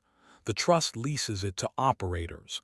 In this case, Ethan would be the operator. He runs the ranch, makes management decisions, but the community owns the underlying asset, protects it from development, keeps it in agricultural use in perpetuity." Claire was nodding. "I have heard of this. There are a few examples in Vermont, one in Montana. It preserves farmland while allowing working farmers to access it without the burden of buying at market rate." "Could we do it in 65 days? Ethan was afraid to hope. "Maybe." Marcus was still typing, looking at precedents. "If we could get 47 families to commit, say each family puts in 60,000, that is 2.8 million. We would still be short, but it would be close enough to negotiate." 60,000 per family. Roy looked skeptical. "Most of these people do not have that kind of cash." "They do not need cash. They could take loans against their properties, use the equity in their own ranches as collateral. essentially betting on collective success instead of individual survival. You are asking people to risk their own land to save Ethan's land. I am asking people to invest in protecting the entire ecosystem. If Summit wins here, they will come for other properties. This is not just about one ranch. It is about drawing a line, proving that community ownership can compete with corporate capital. They talked through the mechanics, the legal structure, the risks, the timeline. It was complicated, required convincing 47 families to take on significant financial risk, required setting up a new legal entity, required cooperation from lenders, required everything to go perfectly in an impossibly short time. But it was something, it was a plan. The next morning they started making calls, reaching out to the families Gerald had helped, explaining the concept, asking them to consider investing, not donating, asking them to become co-owners, not benefactors. The responses were mixed. Some said yes immediately. Maria Garcia and her husband Diego, Tom Hendricks, Pete Morrison from the feed store, people who understood what they were fighting for and were willing to risk something to protect it. Others said no, could not take on more debt, could not risk their own places, had kids to think about, had retirement to protect. The fear was understandable, rational, hard to argue against. Some said maybe, needed time to think, to talk to spouses, to run numbers, to pray about it. By the end of the first week, they had commitments from 18 families, enough to raise about $1 million, still $2 million short, and time was running out. Then Marcus got the call he had been waiting for. His contact in Denver, the one who had been looking into Summit Energy's financials, the investor who was supposed to pressure the company to negotiate. She finally had news. Marcus put her on speaker, a woman's voice, professional, sharp. I have been digging into Summit Energy's quarterly reports, their debt structure, their investor communications, and I found something interesting. What? They are leveraged heavily. They took on significant debt to acquire properties across 3 states. They projected quick returns, gas drilling in Nebraska, coal in Wyoming, lithium in Nevada, fast development, fast profit, use revenue from early projects to pay down debt and fund later ones. That is a common strategy. Yes, but it only works if the early projects succeed, and so far none of them have. Wyoming got blocked by environmental litigation. Nevada ran into water rights issues. Nebraska is you. They have spent 18 months and millions of dollars on acquisitions that have not generated $1 of revenue. So they are bleeding money. Worse, they are approaching covenant violations on their credit lines. If they do not show revenue soon, their lenders can call the loans, force them into restructuring or bankruptcy. Can we use that? You already are. By fighting this foreclosure, you are costing them money they do not have. Every motion they file, every hearing they attend, every day this drags on pushes them closer to a financial crisis. The room was silent, processing, then Claire spoke. So if we can hold out long enough, they might have to cut their losses, sell the debt to someone else, or restructure it themselves. Maybe. The woman on the phone sounded cautious, but you need to understand, desperate companies do desperate things. If they feel cornered, they might accelerate even harder, try to force a quick foreclosure, settle this before their creditors figure out how exposed they are. What do we do?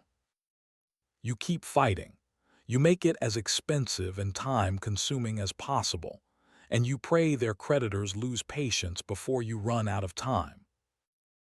Marcus thanked her, hung up, looked at Ethan and Claire and Roy. This changes everything. We are not just fighting Summit.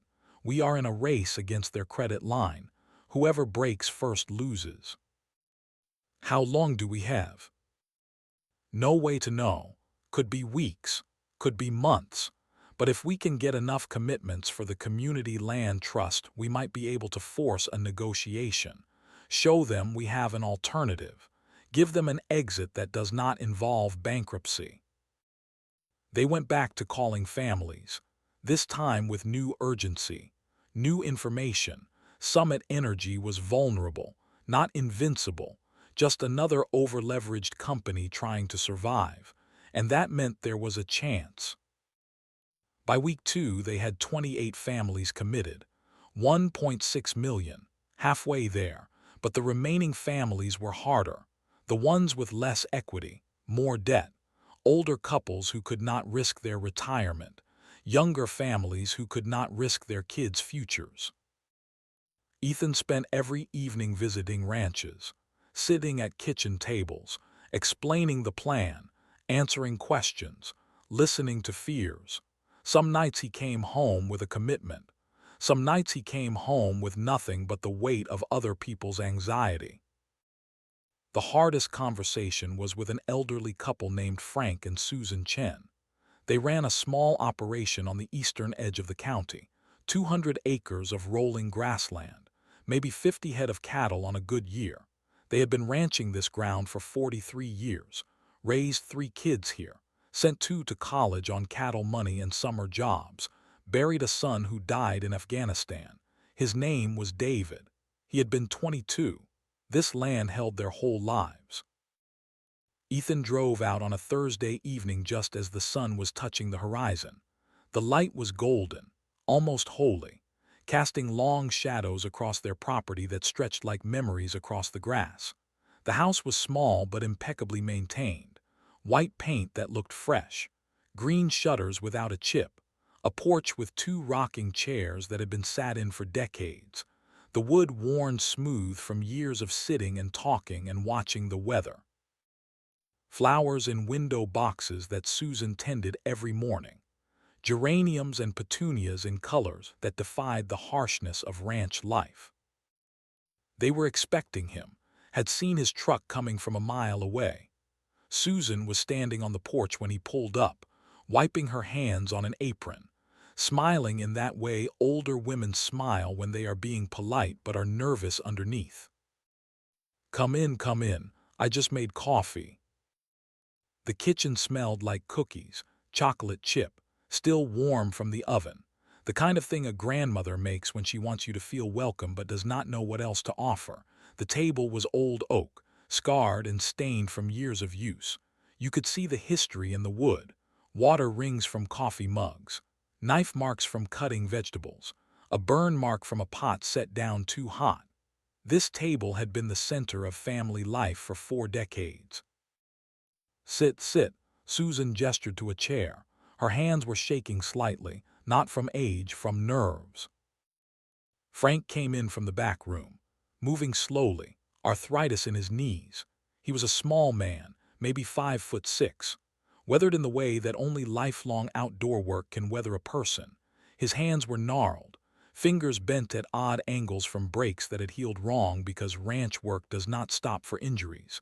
But his eyes were sharp, clear, the eyes of someone who had made hard decisions and lived with the consequences and come out the other side still believing in something.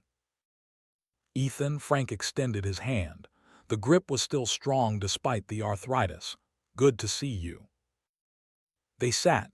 Susan poured coffee into mugs that did not match. One said "World's Best Dad." Another had a faded picture of Mount Rushmore. The third was plain white with a chip on the rim. These were the mugs of a life lived without pretense, without money for matching sets, without concern for appearances. Susan set out the cookies, pushed the plate toward Ethan. "Eat, please, you are too skinny." He took one to be polite. It was good, really good. The kind of thing his mother might have made before she died. Frank had been one of the 47.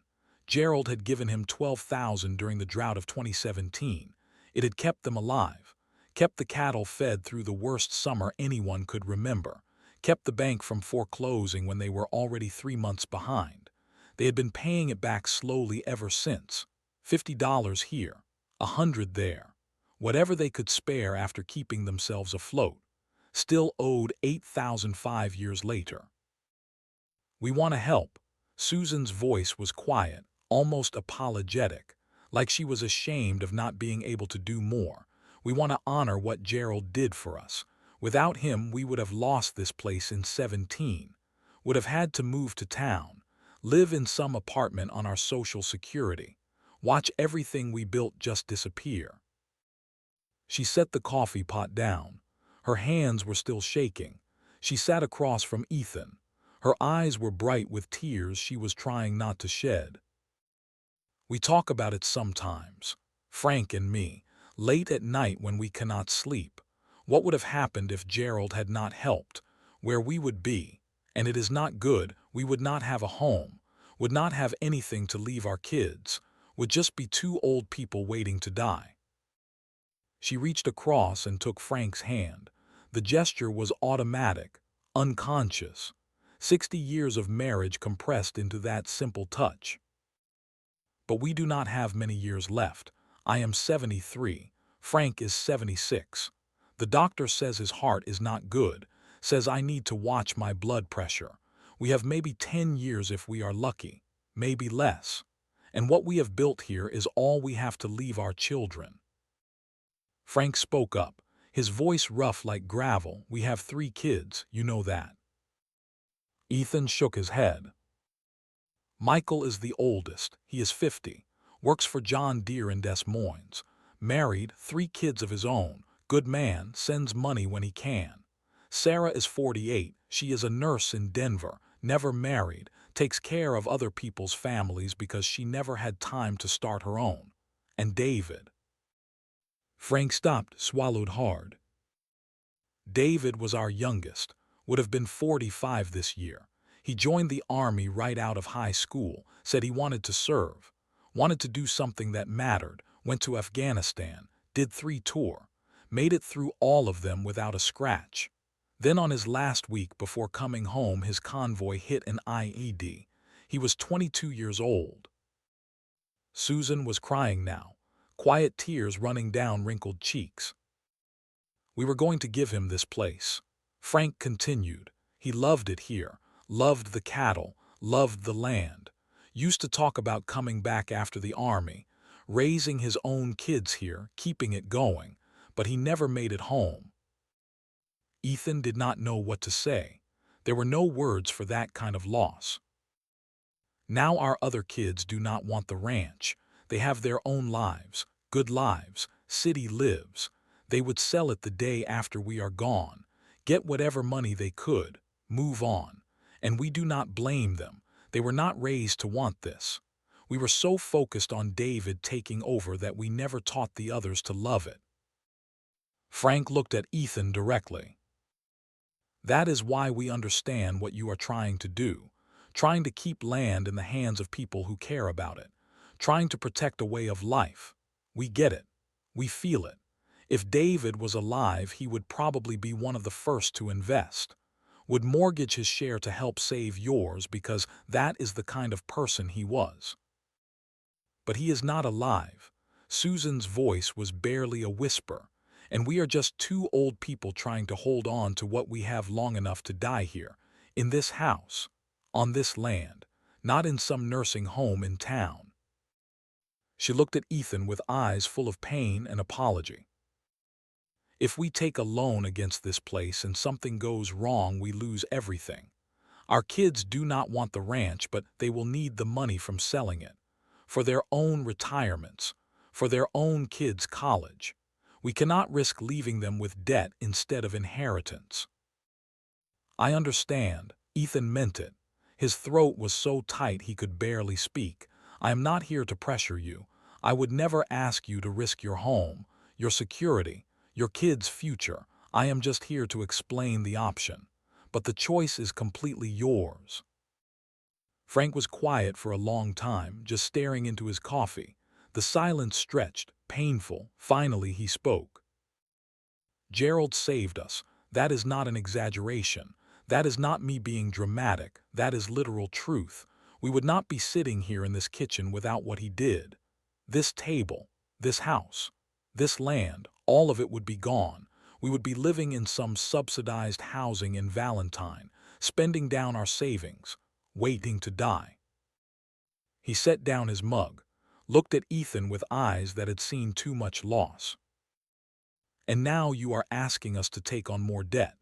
$60,000 this time, against this property, against our home, to save your ranch. And God help me, I want to say yes.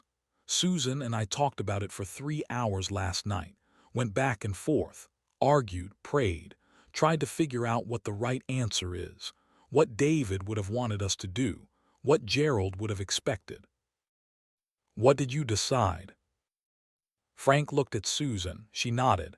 A tiny movement, permission to speak for both of them. We decided we cannot do it, cannot risk what we have left. I am sorry, truly deeply sorry, but we are too old, too tired, too scared of ending up with nothing. We have given what we can give, and it is not enough. And that breaks my heart, but we just cannot take this risk. The words hit Ethan like a physical blow, not because he disagreed, but because he understood completely. These people had every right to protect themselves, had earned the right to be cautious, had suffered enough loss without gambling the last thing they had. You do not need to apologize. Ethan's voice was steady even though his insides were shaking. What you are doing is smart, is right. You have given enough, more than enough, just by surviving, just by paying back what Gerald gave you even though he never asked for it. That is enough. Susan stood, walked to a drawer, pulled out an envelope, pressed it into Ethan's hands. Her fingers were cold. It is $500, all we can spare without putting ourselves in danger. I know it is not what you need. I know it does not even make a dent, but it is what we have. Ethan took the envelope, felt the weight of it, not the money. The weight of two old people giving what they could not afford because they believed in something bigger than themselves. Thank you, he meant it. This means everything. He hugged Susan. She was so small, so fragile, like she might break, but she held on tight, whispered in his ear. Win this for all of us. Show them that people like us still matter. Ethan drove away as the sun set. The sky was on fire. Orange and red and purple, beautiful and terrible at the same time. He made it about 2 miles before he had to pull over, sat on the side of the road as darkness fell.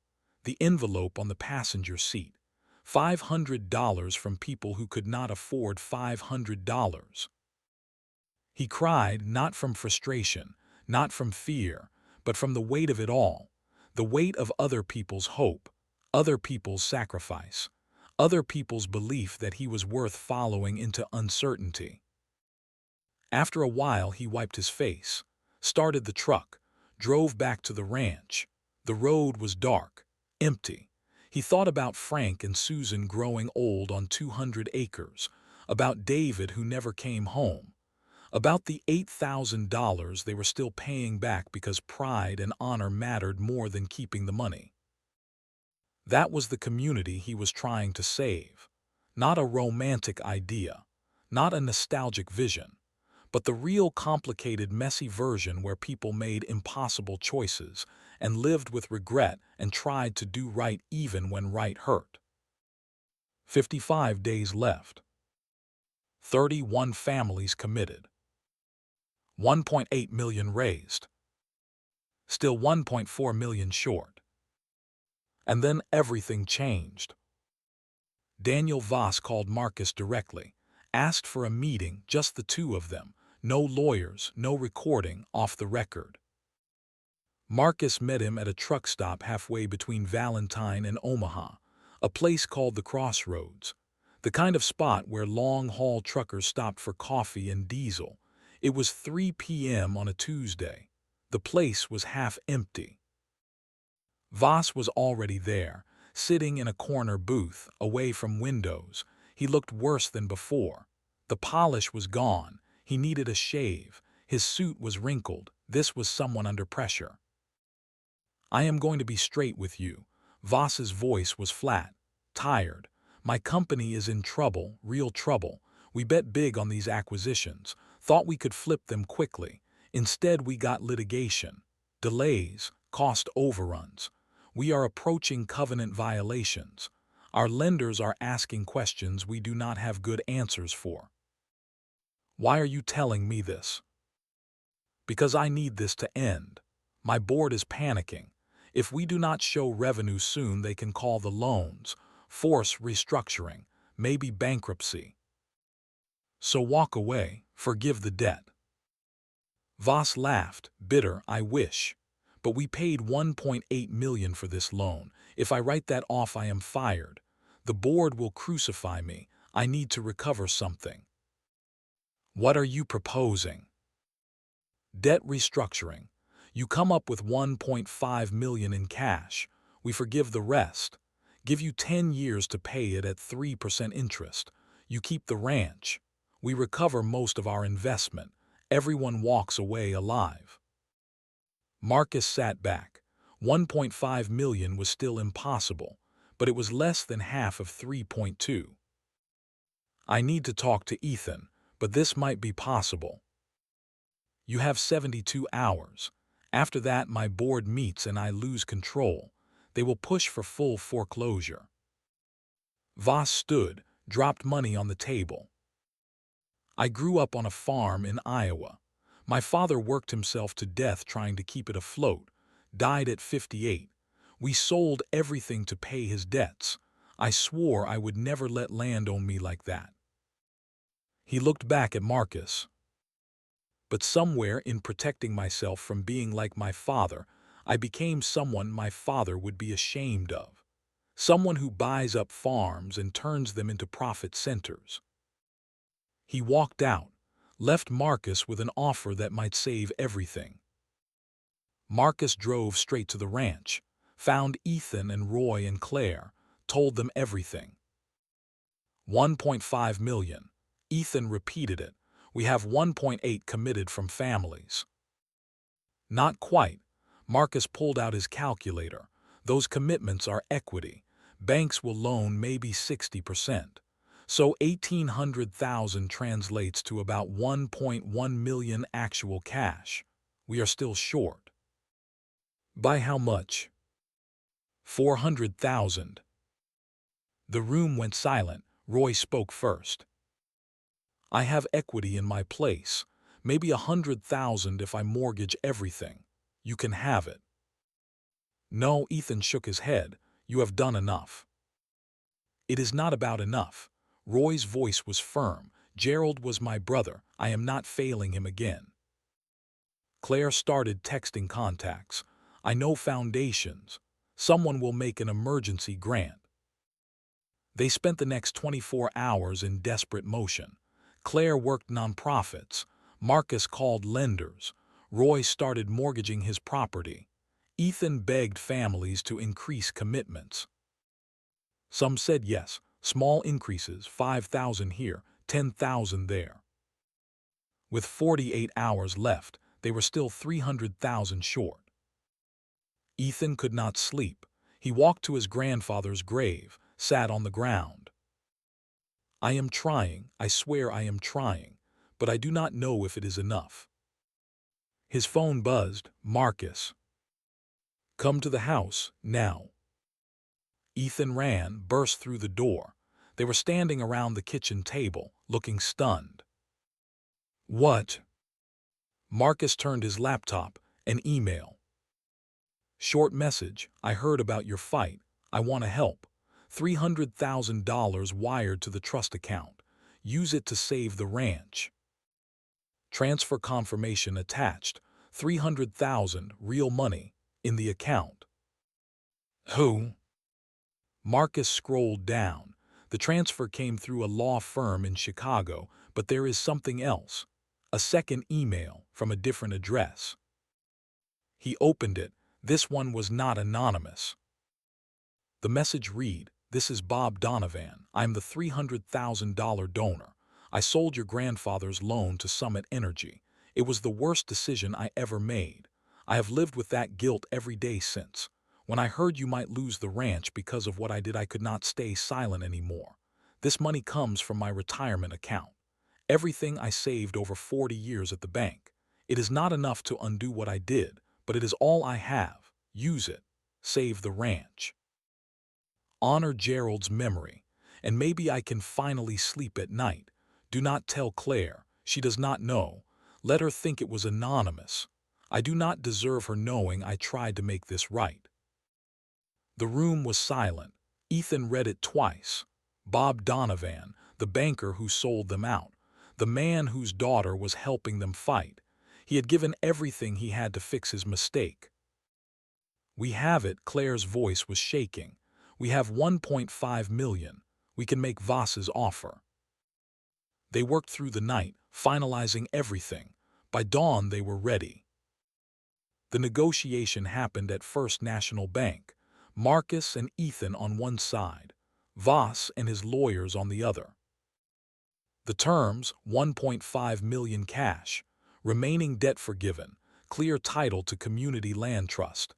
Ethan operates the ranch. Voss signed. When it was done, he shook Ethan's hand. I hope you make it work. I really do. Then he was gone, the threat dissolved, the debt paid, the ranch saved. 3 months later, they held a celebration at the ranch.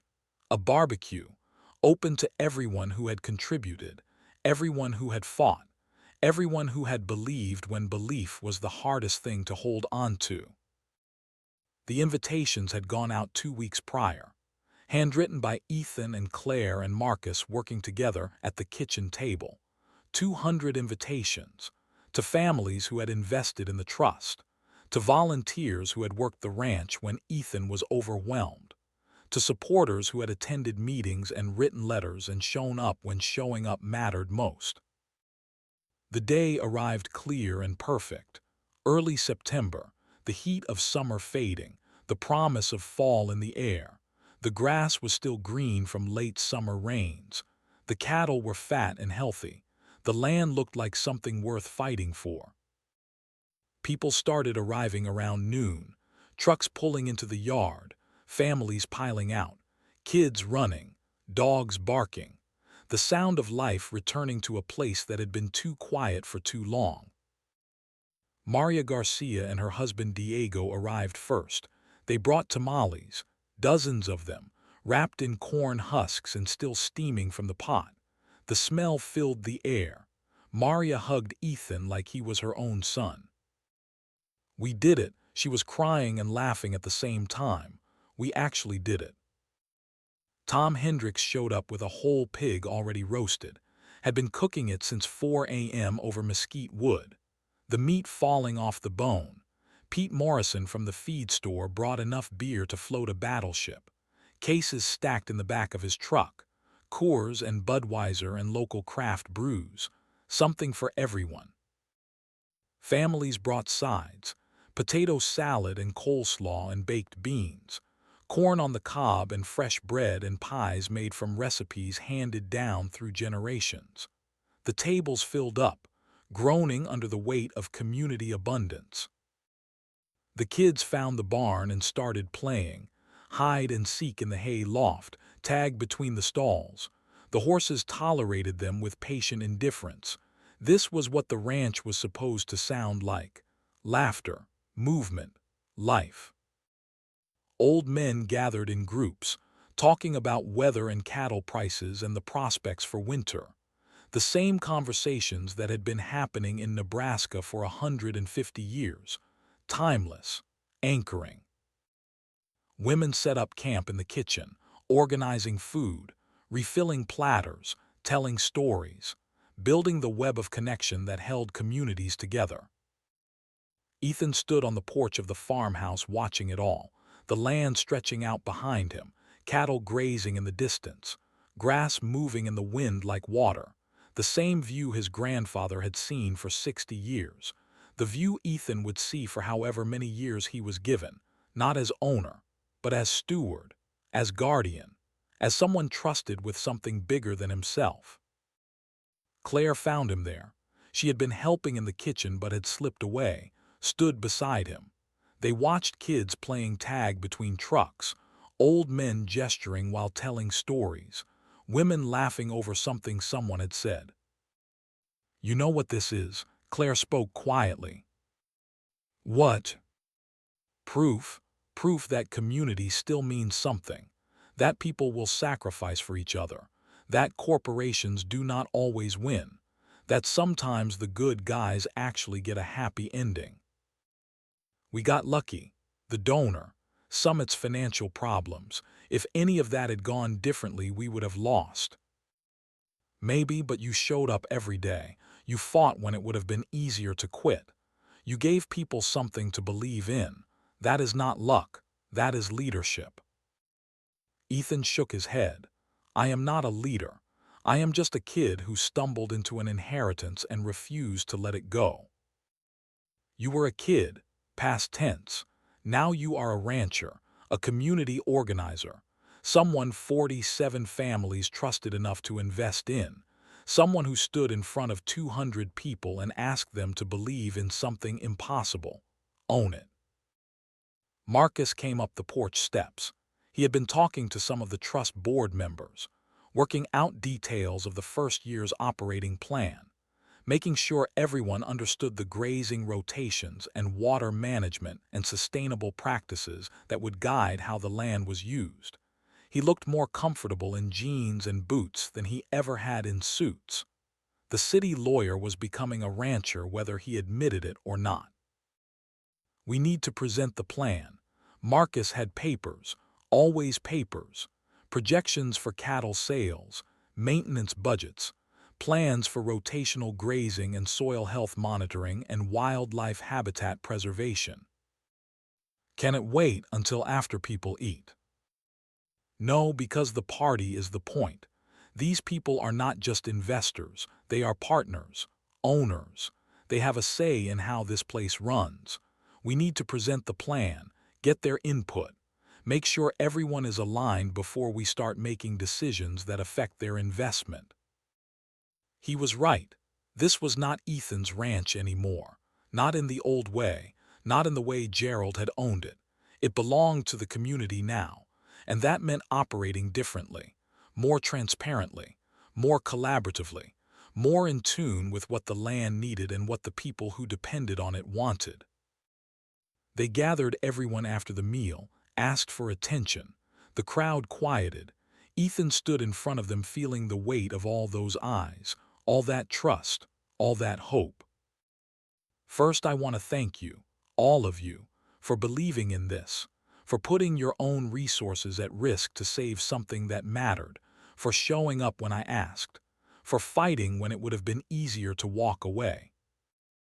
Applause scattered at first, then building, people nodding, smiling, acknowledging their shared victory. "This ranch belongs to all of us now. That means decisions get made together, plans get made together. We succeed or fail together.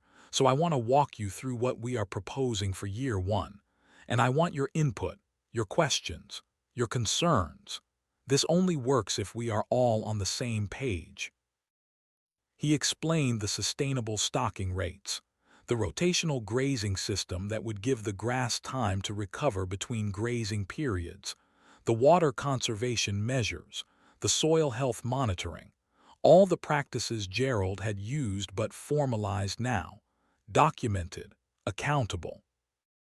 People asked questions, good questions, about profitability, about risk management, about how to balance production with conservation, about what happened if the operation lost money, about succession planning for when Ethan was no longer able or willing to manage it, about how disputes would be resolved if board members disagreed. They worked through it together, made adjustments, compromised on some things, held firm on others.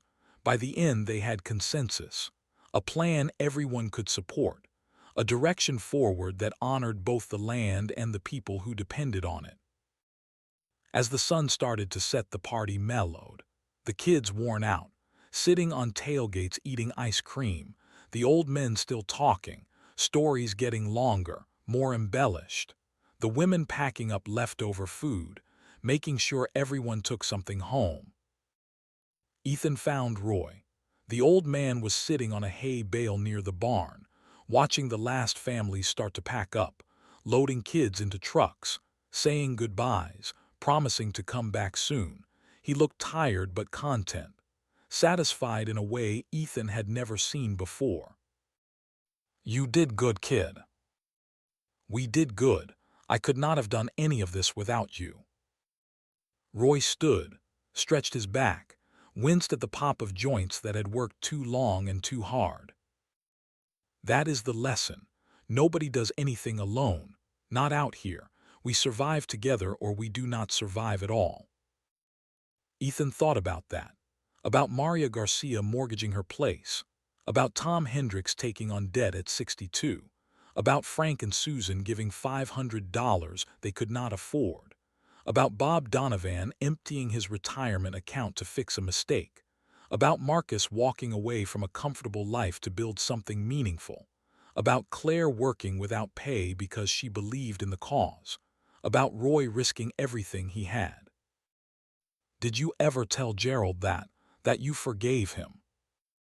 Roy's face went sad, distant. No, waited too long, thought I had time. Then he was gone and all that was left was regret. He looked at Ethan directly, his eyes wet. Do not make my mistakes. You got a brother now, a strange one. City lawyer who still does not know a fence post from a tree stump, but he is family, and he showed up when it counted. Do not let years go by without telling him he matters. Ethan found Marcus loading empty coolers into his truck, preparing to drive back to Denver for the week.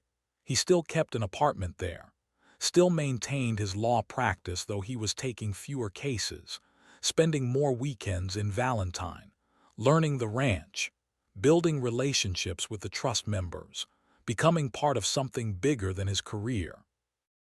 "Hey," Ethan called out. Marcus turned. "You planning to come back next weekend?" "Yeah, why?" "Roy thinks we should work on the fence line along the creek. Says it needs replacing before winter." "Sounds terrible," Marcus smiled. "I will be here Friday night." They stood in the gathering dark. Two men who shared blood but had lived completely separate lives until circumstance threw them together. Two men who had every reason to be enemies and chose to be brothers instead. "Thanks," Ethan said it simply, "for everything, for staying, for fighting, for not selling out when you could have walked away with money in your pocket." Marcus was quiet for a moment, then he smiled, tired but real. "Where else would I go? This is home now, first real home I have ever had." He drove away, taillights disappearing down the long driveway. Ethan watched until they were gone, then walked to the bunkhouse one last time. He had moved into the main house a month ago, claimed his grandfather's room, started filling the space with his own life. His own clothes in the closet, his own books on the shelves, his own photos on the nightstand. But the bunkhouse still felt like home in a way the big house did not yet. This was where he had learned who he was, where he had worked through grief and confusion and eventually found purpose. He sat on the old cot, looked around at the rough walls, the single window, the hot plate that barely worked. 3 years sleeping here, 3 years not knowing he had family, had a grandfather watching from the hill, had an uncle testing him, had a future waiting if he just held on long enough. His phone buzzed, a text from Claire. "Good speech today. Gerald would be proud." He texted back, "How do you know? You never met him." Her response came quick, "I know you, that is enough." Another text, this one from Marcus. "Next time we have a party like that you are doing all the talking. I am terrible at public speaking." Ethan smiled, typed back, "Deal, but you are in charge of the spreadsheets." 3 dots appeared. Then, obviously, "I am the only one who understands them anyway." Ethan lay back on the cot one last time. Tomorrow, he would be the owner-operator of a 5,000-acre community land trust, would have responsibilities and partners and expectations, would have to prove himself worthy of the faith 47 families had placed in him. But tonight he was just grateful for impossible odds that had been overcome, for strangers who became family, for a banker who gave everything to fix his mistake, for a grandfather who saved him by saving others, for a legacy that was bigger than ownership. He thought about Bob Donovan, the $300,000 from his retirement account, the guilt he had carried for years, the redemption he sought. Tomorrow Ethan would tell Claire. She deserved to know her father had tried to make things right, had given everything he had to undo what he had done. He stood, walked out of the bunkhouse, looked up at the farmhouse on the hill, his house now, his responsibility, his home. Tomorrow the work would begin again. Cattle to feed, fence to mend, land to protect, a community to serve, board meetings and planning sessions and endless decisions about grazing and water and soil health. But tonight he was at peace, standing on land that had been saved, part of a community that had chosen to fight, guardian of a legacy that mattered. The stars were bright overhead, the same stars Gerald had watched, the same stars that would be there long after Ethan was gone. The grass was silver in the moonlight, the land breathing beneath his feet, alive, working, continuing. He walked toward the house. The porch light was on, welcoming. Inside were rooms full of family history, photos of people he was learning to know, letters from a grandfather who had loved him from a distance, a future that was uncertain but worth fighting for. Just like Gerald would have wanted. Just like Ethan would make sure it always did.